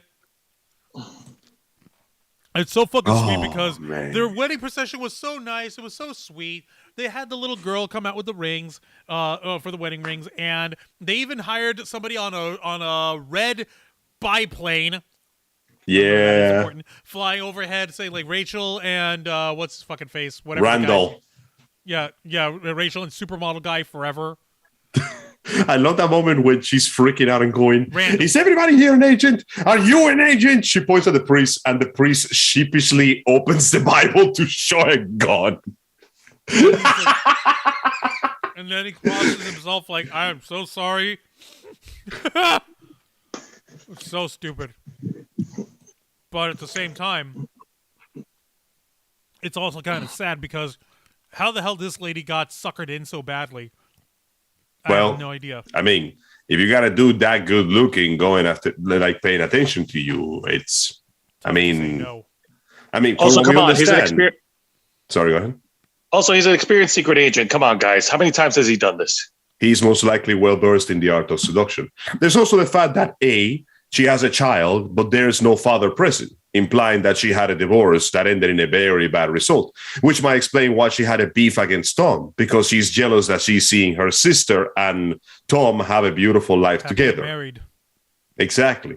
Which might explain why she's also a little bit more lenient towards Tom the first time she meets him again, because she found love. So she has no reason to express animosity towards him. There is no more jealousy. And, well, yeah, the dude is just pretty good looking. He's a very handsome fellow. You know what? You're probably fucking right. You're probably fucking right. You did a lot of good psychoanalyzing there in a very short amount of time there, Angel. Props to you. Oh, yeah, no, I just reached between my legs and pulled it from the usual place. Your ass. Exactly. Where's my psychology degree? I seem to be doing a better job than the actual professionals. I wish we could hand them out, but unfortunately we live in a society. All right, let's try to bring this as best we can. What's her face? Robotnik and Knuckles had fly their way to a location where the fucking to a remote little island away from Hawaii, and they use the compass and it unlocks the on this island and it unlocks the path to the Temple of the Master Emerald. It unlocks the path to the final level of Sonic Unleashed, which is it's complete with a giant green sky beam. We got a sky beam in this game. We gotta have a sky beam. It's okay though. This one was green. That is different.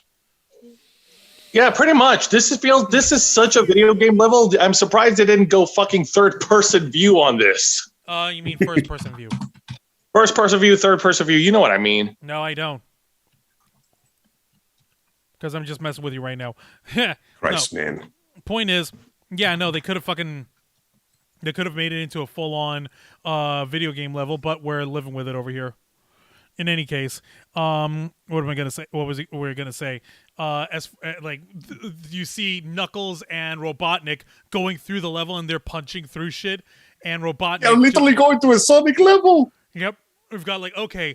I seem to have mapped this out. There's a trap every 5 steps. Ah!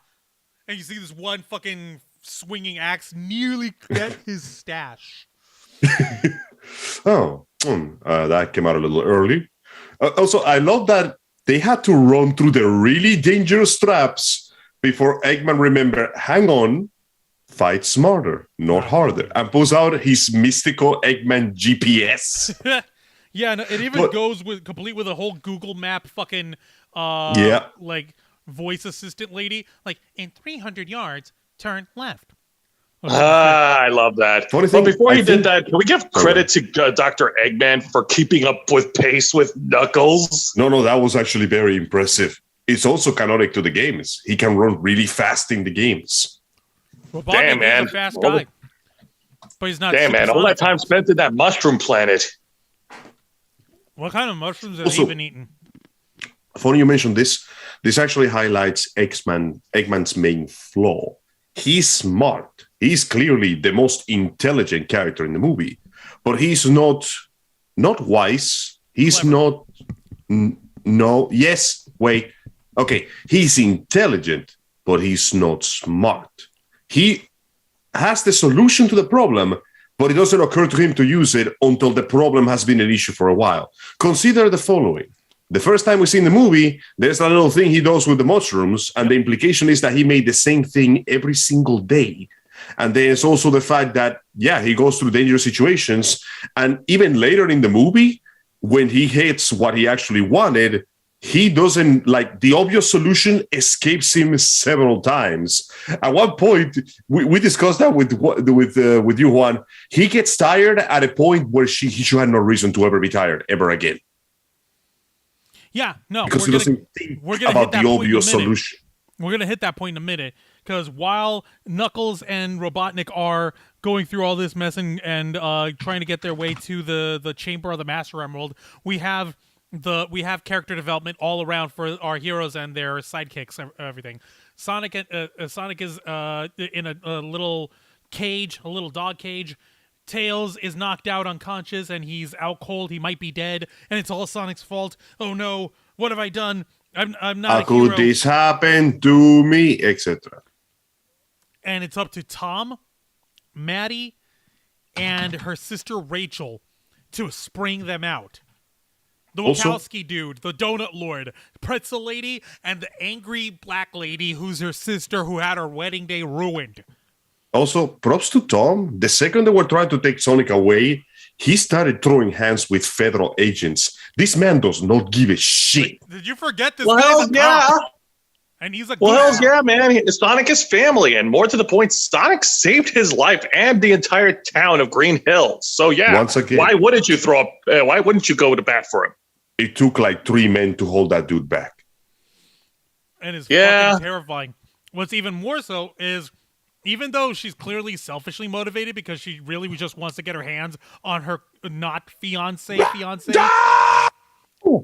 she's like, Rachel is like tearing ass and going through hell. Like, okay, I'm gonna fucking help you spring him out because I want to get my hands on this guy for ruining my special day. But lo and behold, while she's got him like pinned down, and after she's gotten through complete bridezilla, this time actually properly justified, she goes and tells him, like, Randall, was anything that we had in the last year even real? Did any of this matter? And he has this beautiful little speech like, oh my God, Rachel, I knew what sort of mission this was, but I broke the first rule of espionage. I let my Never fall in love. Never fall in love. This becomes a completely different movie for like 2 minutes. And it was so stupid, but it was also like kid-friendly stupid in the best way. It is eagerly stupid. It embraces the dumbass, and that's what makes it special. None of this, yes, lampshade hanging, elbow notch, wink, wink. No. This is just they are really doing this. He's really doing the whole cliche romance thing. And it's happened. And it's even worse because, like, what's his face? The commander of Gun. I'm not going to take anytime I have to say that organization's name, I'm going to glare at you, Jose. Because that's the kind of edgelord shit that you would have come up with. Oh, shut up. It's a good game. But I need to come up with a cool name.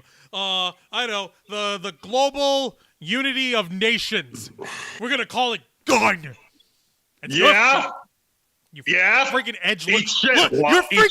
Your profile photo's in black and white, you edgelord looking fuck. How could you? You don't get to complain, Juan, because the stinger of this movie proved Joe right 1,000,000%. I was actually the first one to call it. But yeah. Yeah, but my beliefs were true. We'll get into your beliefs when we get to it. It's okay. But my God spoke to me.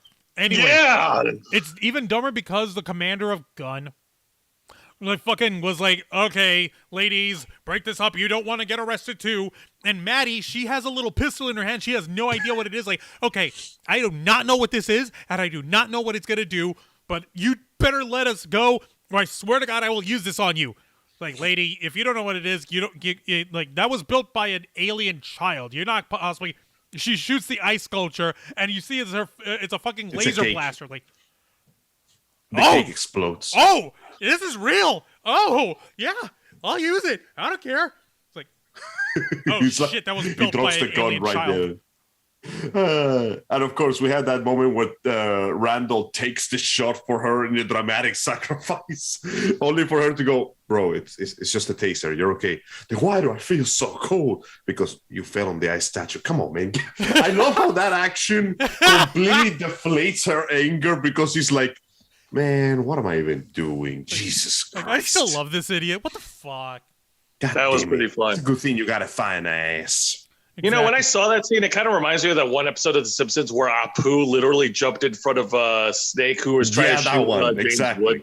Oh, yeah, the searing hot kiss of lead. How I missed you. I mean, I think I'm dying. Oh. Forget dying, though, because while that beautiful scene is taking place after, Maddie rescues Tom and Sonic has the usual, this is all my fault, I am sad. And I must go alone. And that does lead to that really cool moment, and they finally bring back the iconic line, but for real this time, gotta go fast. And for the first time in a long time, Sonic faces his fear of water as he literally travels hundreds of miles in 1 minute? Yep. Give or take? And I love how at the end, he doesn't clear the final obstacle. He just goes through the wave and hopes that the sea drops him ashore. And it works. And it fucking worked. This crazy, dude. And he fucking burns through the same obstacles that Robotnik and Knuckles went through, and he falls through the fucking ceiling rather than going to the actual room. That means that Robotnik skipped the level, Sonic actually beat the level. No, it's the other way around. Robotnik and Knuckles beat the level by going through it in completion. Sonic skipped it by crashing through the floor. Yeah. So, like, and that's where we have our... is that the second? No, that's the third face-off between Sonic and Knuckles. The first one's at his house. The second one's in Siberia. The third one is here at the Temple of the Master Emerald. Damn. So round 3, Sonic is 0 for 2. He needs a win. But lo and behold, Knuckles does not make it easy. They has fight. Gene Rick is up here. Cool Hey up, fight. Gene Rick. Hey, Gene. How you doing, my man? So you know, Gene Rick, we are discussing the full-on spoilerific review of Sonic the Hedgehog 2. Notice how I'm screaming, spoiler alert. If you have not watched this movie or you do not want to hear the plot of the movie, do not continue watching. If you're okay with being spoiled, you cannot say we didn't freaking warn you. We told you, son. We're talking about blue hedgehogs and family. Family. That is the fucking theme of these movies, isn't it? Family. Yes. The theme is important because at the end of the day, this is about the fact that Sonic is not alone. And he needs to understand that above all else, beyond his speed, he will always have family. Gene Rick saying, not bad, no worries, I'm okay being spoiled, guys. She's okay being spoiled? Awesome. Fantastic. You cannot complain about it afterwards, Gene. You're not allowed to. We've got you on the live chat. We've got you on there. You've been duly warned. You accepted the responsibility, so we're going on. Jose, go ahead and give us round 3 of Sonic versus Knuckles here. They has fight. All right. So after another clash of red versus blue, and no, I'm not talking about the Rooster Teeth show. So while that's happening, Dr. Robotnik gets a little sneaky and goes right behind their backs to grab the Master Emerald. Sonic is trying to warn Knuckles, telling him, "Hey, look, turn around!" But Knuckles not wanting to fall for it because his mind is on vengeance. Revengeance, even. Revengeance, yes. Revengeance, yes. But alas, he should have listened to the Blue Hedgehog because Dr. Eggman, he grabs the Master Emerald, and boy, does Knuckles look like an idiot in this scene. Also, this means this is the first time in the entire franchise that a human has used that power on themselves. In every other instance, the Master Emerald has been used to summon chaos or create a specific effect. But here, Robotnik just fucking eats the damn thing. He activates polymerization with a gem monster.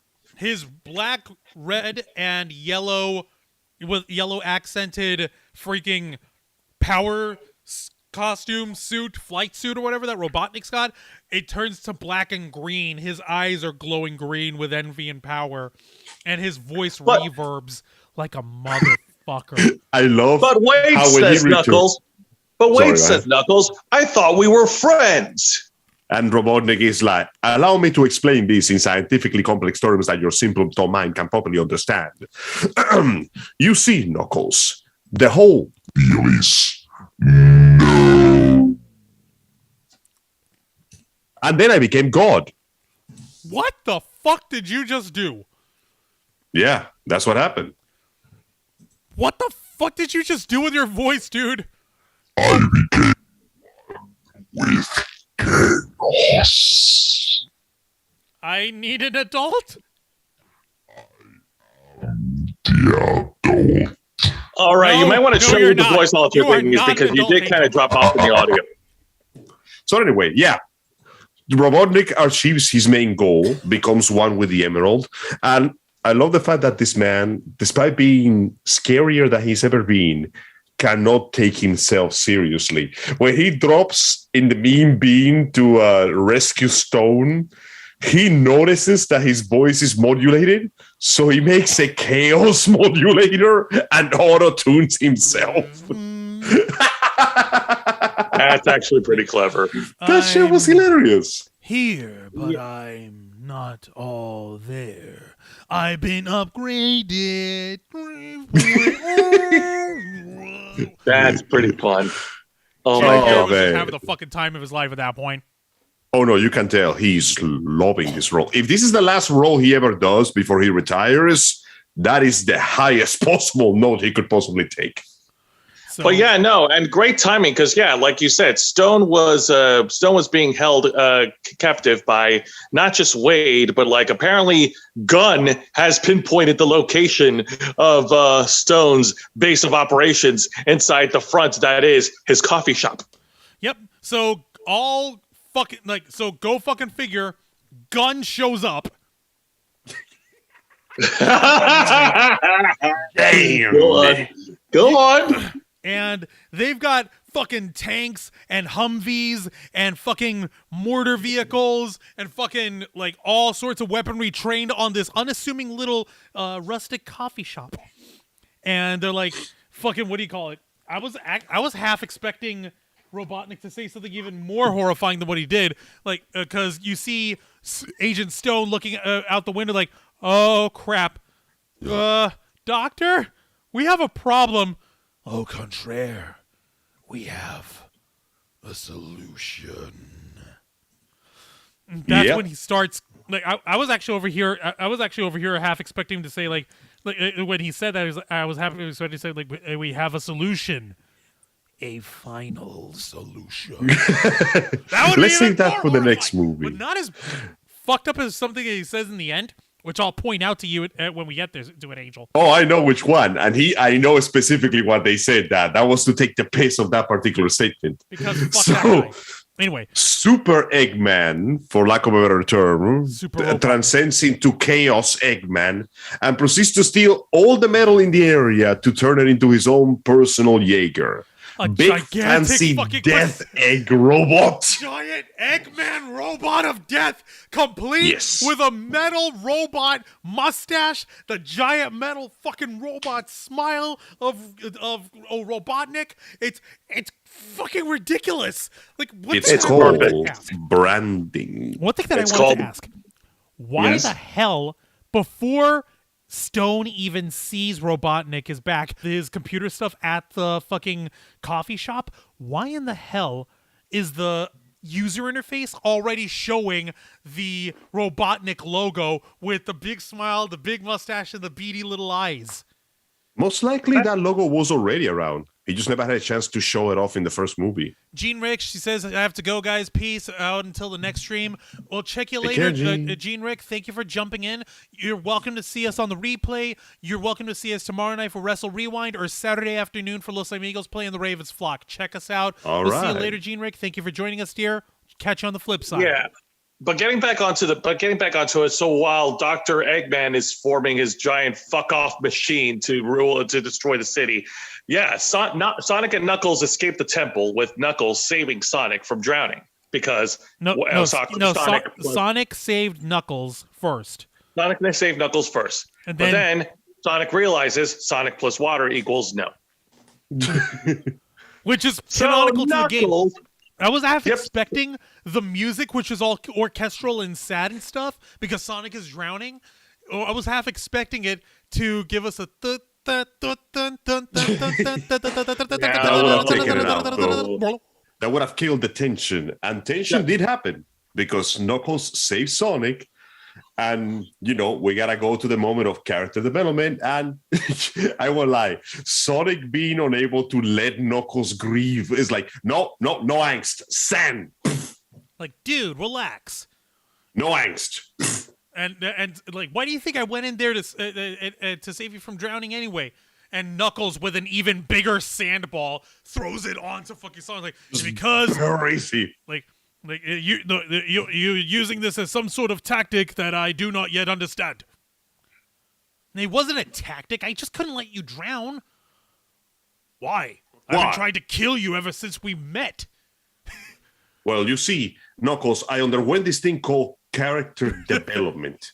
It makes me more powerful than you because it means that I know how the world works. And like that's when fucking you see them both like looking up at the sky. You see the little red biplane is flying in. It's Tails. He's finally awake. He woke up. Yay! Only Sonic the Hedgehog needs saving this much. Like, oh you. Oh my Tails. That's you cheeky awesome. little fox boy, you. So fucking what do you call it? Sonic's like, come on, Knucklehead. We're not done yet. Knuckles still moping. Back on the mountain. You said that you lost everything the same way I did, and yet you're so, hopeful and free. How could you be this way after failing again and again and again and again and again? He failed that many times. And again. That was my favorite, like, because Sonic was like trying to like listening to it, and then as Knuckles kept going, it was like, really, dude? I'm not that bad. Come on. He was rolling his eyes. But yeah, we get a nice touch of the usual, hey man, I'm not doing this alone. You don't have to do this either. Like, you don't have to be alone anymore either, dude. Come join me. And Knuckles takes his hand, of course, crushes it. What is with the handshake, dude? I don't know. My hand appears to be unarmed. I love the idea that Knuckles is not really doing this stuff out of being mean. He just really doesn't know better. He doesn't know his own strength. Yep, he did it with Dr. Eggman, and he did it with Stone. I think it's less that he doesn't know his own strength. He underestimates how strong other people are. Then again, it comes with being alone for so long. Forever. For so long. All right, so now we reach the ultimate climax. It's Team Sonic, and yes, I'm calling it Team Sonic because why the fuck not at this point? Now we begin I believe there's a better heroes. I was about to say there's a better name to call them. They're the Sonic Heroes. Sonic Heroes. Yeah, this is. I have that game, and I love that game, and I don't care what people say. Yeah, this is basically the Sonic Heroes episode here. When, the heroes have to work together to fight the big robot. The big robot, God, which is hysterical. That sequence was so cool. Which is even more hysterical because after Robotnik's got the damn thing assembled and completed, he's controlling it using his omnipotent, phenomenal cosmic power, and he still made enough sense to build manual control stuff on it, and Agent Stone is sitting in it. That's where we got that one line, like, but Doctor, you're incredible! Thank you, sycophant. Your admiration is inevitable. And we get to that cool part where he plays Walk by Pantera. World Domination playlist. It was great. And he it was plays so the good. damn thing while what's he doing with the robot? He's just stomping in place. No, he's making it walk. What's the name of the song? Yeah. Walk by Pantera. By Pantera. God, like, I was not expecting a Pantera cameo, like, appearance in this movie, but I appreciated the shit out of it. Like, yes, thank you. This was stupid. Very stupid. I loved it. But I'm very glad that you gave it to me. Thank you. You gotta embrace the stupid. That's how you make it fun. The sheer amount of soul and dedication that they put on the script here, like the amount of love that they had for this franchise when they made this movie, this alone showed that, yes, you can make a good adaptation. It's perfectly possible. It's been done before. It can be done again. No one's going to learn a damn thing from this, are they? No one.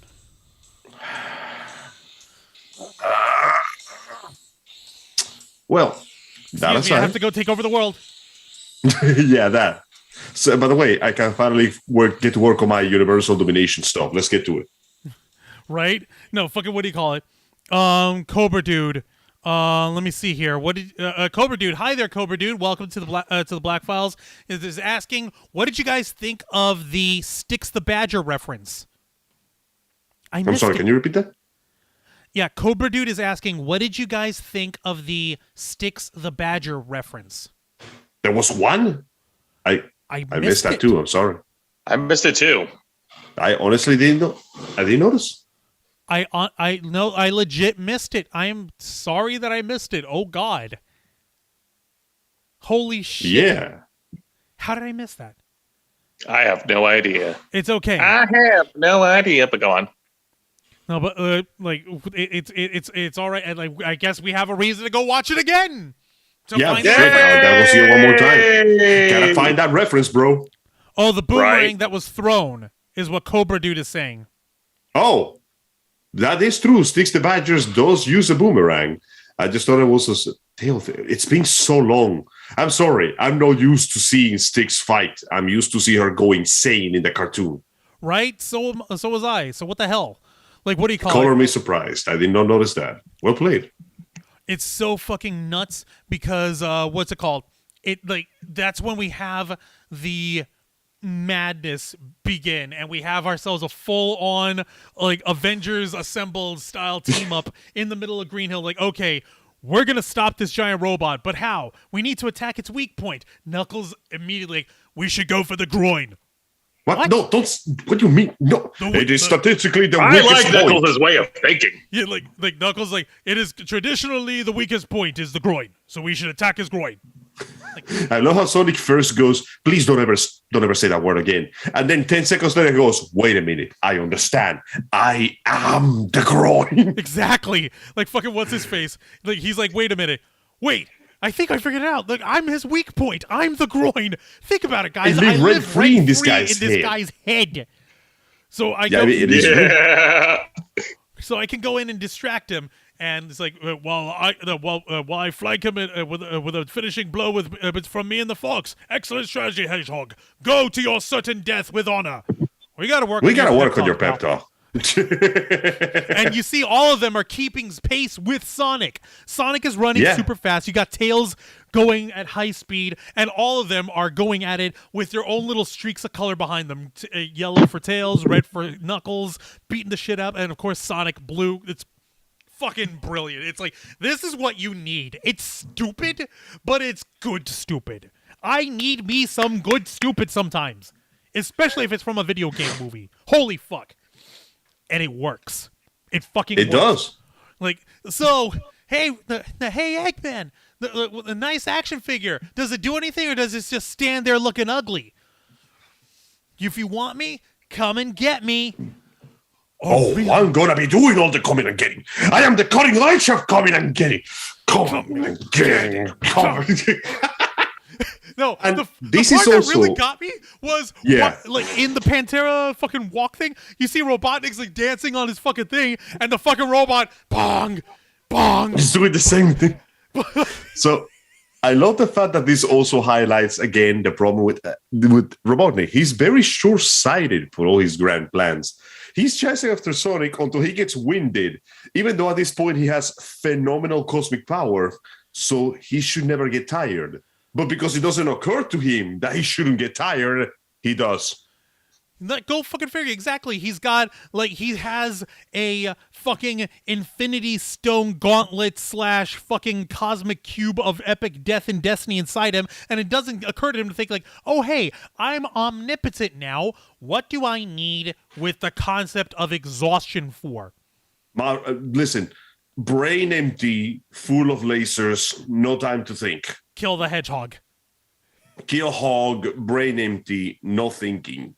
Me fight now, laser time. And it's so fucking stupid on his part because he falls for the taunting in the worst fucking way. Of course, Knuckles and Tails go in. They've got their own problem with the fucking robot. They fucking kick its ass. But what's it called?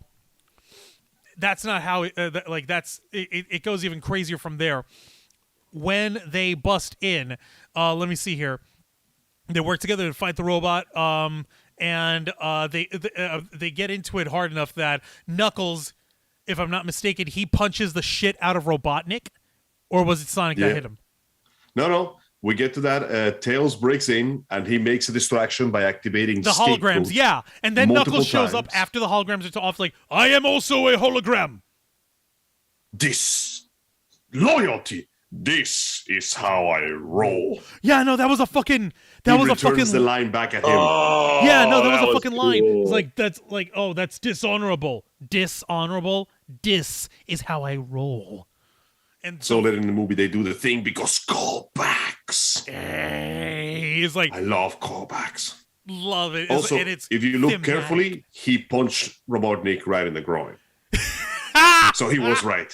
He punched him in his weakest point. Yeah, he's But like, he no, punched I'm him so gonna hard he crack those knocked the eggs, Master Emerald man. out of his fucking body. To be fair, though, if I got hit that hard in the nuts by a dude that can crack solid rock with his knuckles, I'd drop whatever hell's in my body, too. Right? I don't care what I absorb. That's coming out one way or another. God, it's so fucking beautiful. And that's at the point where, what's-his-face has got the fucking emerald itself, but it's shattered along the way. And then Robotnik reveals that he's smart enough to activate manual controls. Yep. Well, it's oh yeah, there's one little fucking thing that I forgot to point out. While Robotnik's controlling the robot, Agent Stone is trying to learn the controls, and There was a manual. no, Robotnik's like, oh, like read the instruction manual, but that's when he fucking uses the Stash Smasher, the mustache on his fucking robot, slings, and he's like, wait. I don't remember that. Oh, that's the Stash Smasher, sir. I read it in the manual, and it looks like the fucking Sega Genesis game manual. Yes, So, that like, was most definitely done on purpose. Which goes to show one other thing.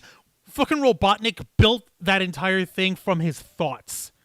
Yeah. Meaning, he didn't think to make an instruction manual for it until he chastised Stone to read the manual.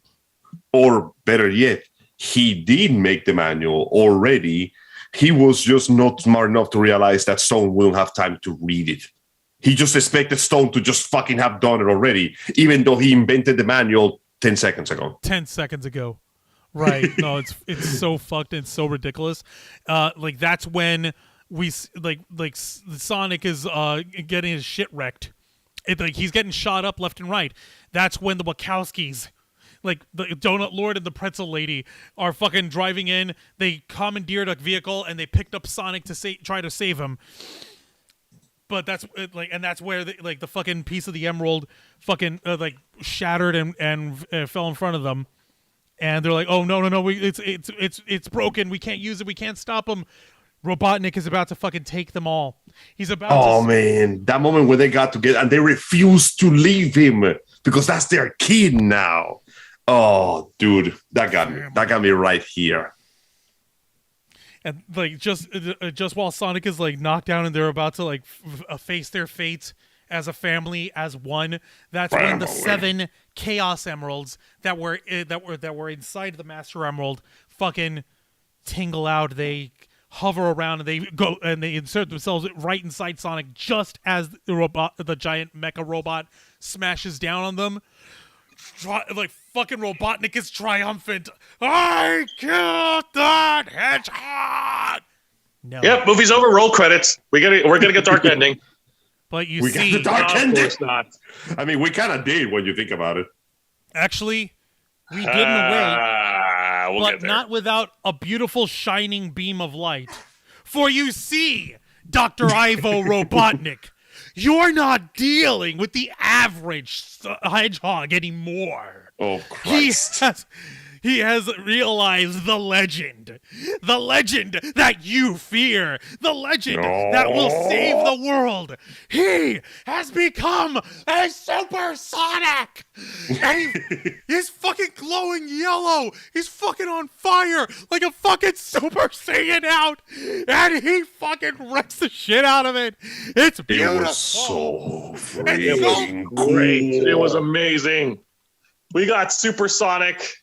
It's so fucking beautiful. Dude, that scene was nice and short, but it got the point of just how powerful Supersonic is.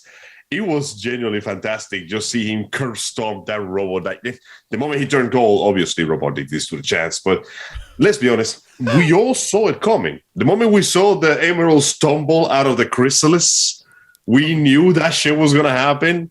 But we still lost it. I saw people jumping off their seats, man. Tracy is on the chat. Hi, Tracy. Did I miss the Tracy, show? hi, No, you Tracy. did not. We are nearly done here. And by the way, if you can't tell, spoiler alert, Tracy. If you have not yet seen Sonic the Hedgehog 2, or if you do not wish to be spoiled, you should not be watching. Otherwise, we continue to watch because we are in Oh yeah, no, the reminder didn't remind you. I'm sorry about that. In my defense, we're still kind of low tier. If you can get people to help subscribe to us and get us on the highway to hell to 666 subscribers, that'll help out a lot. But for real, Tracy, thank you for joining us here tonight. We appreciate that. But yeah, no, the fucking Supersonic, it's so fucking beautiful because you see Sonic, he fucking laser disced around Robotnik's giant robot head and fucking popped it off. It's over, Eggman. I like the new look. It suits you well. You know, why don't, like, maybe we should let bygones be bygones. You did some things. I did something. There were good people on both sides. Which obviously was a giant fuck you from Jim Carrey to Donald Trump, because Jim Carrey very famously does not like Trump. It was pretty well done joke too. It fit the circumstances because, of course, Eggman is trying to buy time so he can try to swing his massive rocket power. Oh, 0 damage. Whoop. This normally works. Yep. Like, well, performance issues aren't uncommon. Fucking Sonic smashes a fucking robot arm into oblivion. Robotnik. You know, with the benefit of hindsight. Nope.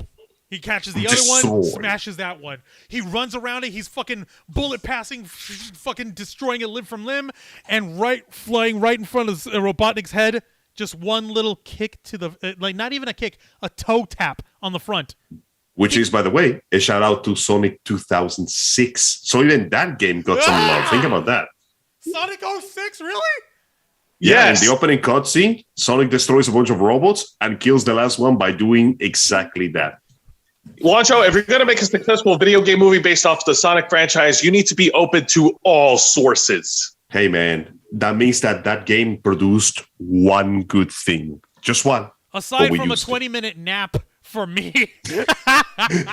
You don't need Sonic 2006 to do that, but it does help. Yeah, it does. And so what's his face goes, like right when he taps it, Robotnik's like, oh, it's like that. Okay, we're not friends. As they're fucking falling behind, he's falling as the master control platform on the thing, and his final words as his robot falls around him into oblivion. Later, haters. That's why I said that if this is the last time he shows up as Eggman, that would be a pretty solid ending for the character. I hope not. I really hope that that Jim Carrey reserves his retirement from acting until after Sonic 3, because we are getting Sonic the Hedgehog 3 regardless. Absolutely. So the big giant monster is taken down. Dr. Eggman is presumably dead. The heroes win. Supersonic is there, many of the folks are wondering, if Sonic remembers them, and to which Knuckles tells him, like, no, he is. It's beautiful. Yeah, no, you go ahead and say, and I'll describe it. Where Knuckles basically say, like, no, he has transformed into this ultimate form with the Master Emerald. He is not the same Hedgehog as he used to be. And you see Sonic using the power of the Chaos Emeralds. He is calling down hellfire and cloud and smoke of dark green lightning, death and destruction, and he conjures into reality. And in his hand, you see something glowing and burning and scintillating energy, and out of nothingness, against the laws of physics, against the cold cruelty of the universe itself, the Supersonic has forged, with the power of the Chaos Emeralds, the perfect chili dog. And then he drops another one on Knuckles' face, who goes, never mind. It is exactly the Sonic that you want to see. Oh, one little thing on it. While he's eating it, he fucking snaps it into reality. He's like, oh, this is so good, Knuckles. You got to try one. He snaps one into reality, and he fucking has the chili dog that flies into Knuckles' eyes and face. Had little purplish, pinkish toppings on it. Those are onions. Actually, no. They're not onions. Sure? You know what they are? Grapes. Huh. Because apparently that's Knuckles' favorite little food. Oh yeah, no, that appears in the manual, which is why Knuckles gets to question if the ice cream has grapes at the end of the movie. But Sonic didn't knew that until then. Oh, he knew. With the might and power of the Chaos The Emeralds, power he of knew. the Chaos Emerald. Like, what's his face? Pretty much. He Oh, releases the power yeah. back. Knuckles manages to put the Chaos Emerald back together somehow. I don't fucking know how. And Knuckles, Tails, and Sonic stand with the Wachowskis as they stand triumphant over this over the forces of evil as a family. They celebrate by having having a little baseball game together, and that's when they go celebrate and have ice cream. After Knuckles apparently destroyed their only baseball and the scoreboard at the back of the baseball field. Like He's a little misguided, but he's got the spirit. Yep. Like, what's his face? Like, when they're palling off on their Knuckles and Tails go to the car, and what's his face? That's when Sonic and Tom Wachowski, they're like, oh, so this is how so this is what it's like to be a part of a family, right? That's right, Sonic. All right, put it there, Dad.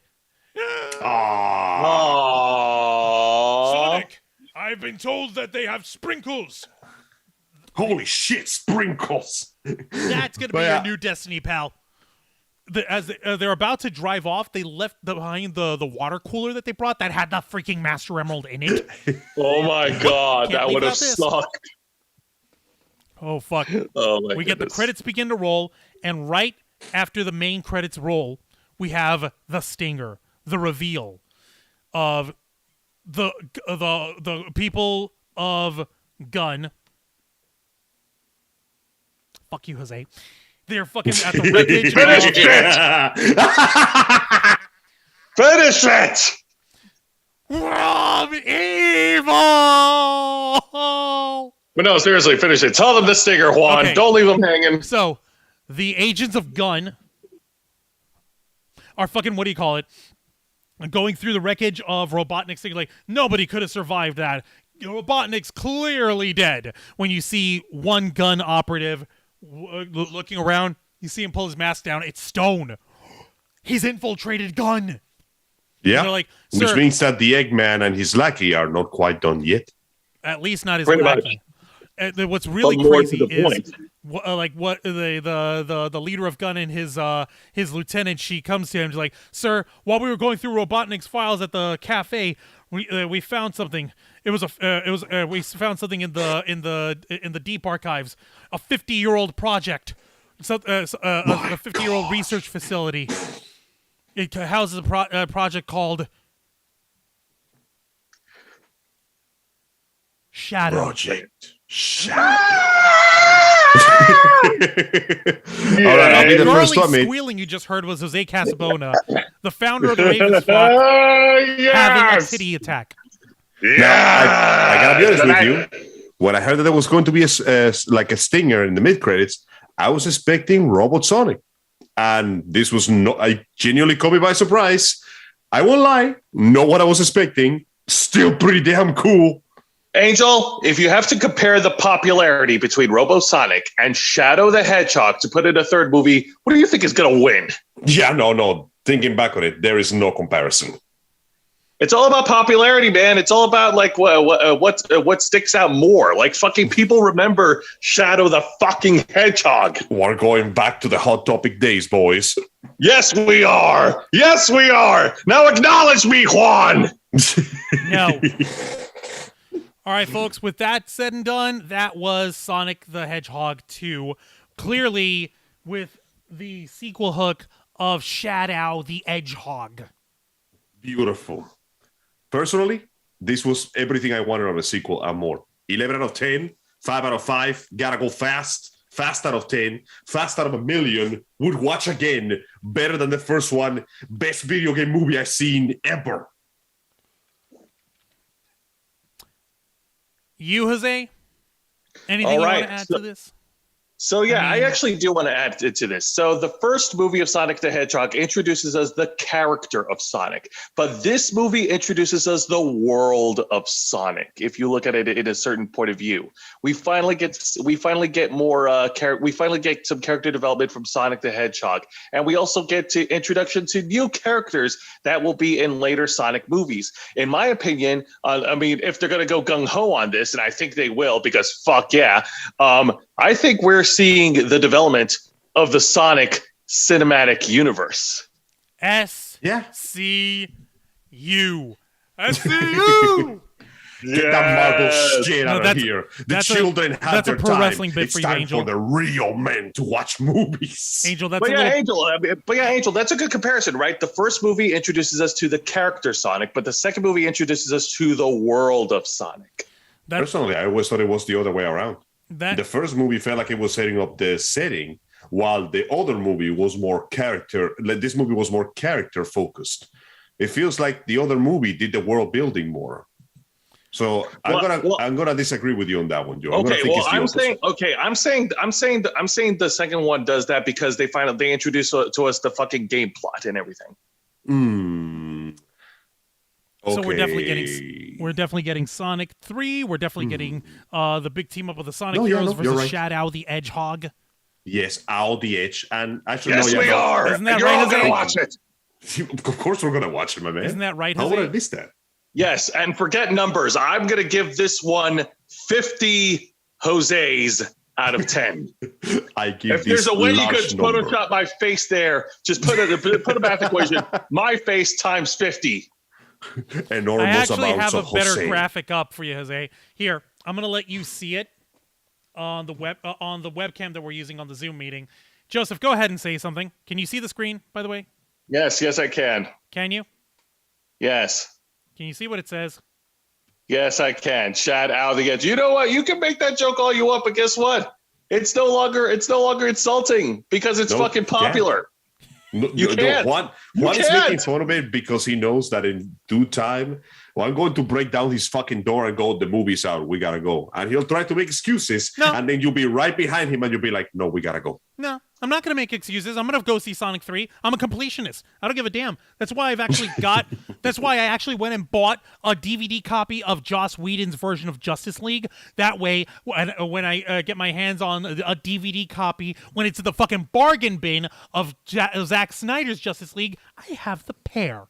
Because you can properly do a comparison. No, because fuck them, because the whole thing about the Snyder Cut was like, oh, it's exclusive on HBO Plus. You have to get HBO Max now. You have to. We're only going to have the Justice League, the Zack Snyder Drew Justice League on here. We're restoring the Snyderverse. Come see it now on DVD and Blu-ray. Man, because is there anything sadder in social media than that tag? Restore the Snyderverse. Guys, this verse reached its heat death a while ago, okay? It died a dog's death. We already have a better version of Batman available. It's only a matter of time. Mm-hmm. No, true. It's a shame because, once again, wasting the likes of Henry Cavill on that shit is unforgivable. How do you think I feel? Yeah, it's fucking sad. But that being said, no, the second movie was a lot of fun. Definitely introduced to us the main plot, the quest for the Master Emerald, and we got to know a little bit more about the backstories between the Echidnas and their battles against the other Guardians for the control of the Master Emerald. Like I said, it introduces us a little bit more into the world of Sonic and where he came from because of all the stuff that they have to go through. Okay, I'll stop doing the Out the Edge bit. Okay, I'm done. Sorry. I can't help it to say, anytime you were on the screen, I went ahead, I was just pointing at you while Out the Edge. Okay. I know. What are your thoughts, Juancho? Okay, my thoughts. Very simple. It was fun.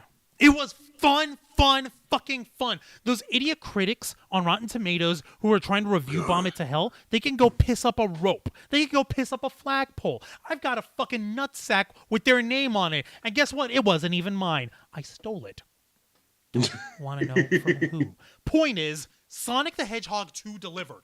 I wanted a good Sonic the Hedgehog movie. I got it. And then when they gave us a second Sonic the Hedgehog movie, I was saying, please let this one also be good. And it was. It was very better. Good. It was fun. It built on top of what they already did, and they made it better. They made it more. And I swear to God, I'm going to get it on DVD, Blu-ray, whatever the hell, it doesn't matter. I'm going to get my hands on that movie. We're going to have ourselves a nice little watch party when it comes out. Oh, definitely. Absolutely. Yeah, no, of course, man. Absolutely. I am all for it. And Yeah, no, I mean, fuck what the critics say, man, dude. This movie was a lot of fun. I don't care It is what a they say. well-known fact that movie critics don't actually know how to criticize movies. There's a much better known fact, a fact that cannot be denied, no matter how much those who wish to keep people downtrodden and downbeat would want you to believe. What's that? That movie critics are old? No, that fun is allowed. Yeah. They're not fast enough to stop the fun from happening. Legitimately. But I'm right about the movie critics being old. You don't see any young ones. Yeah, there's that.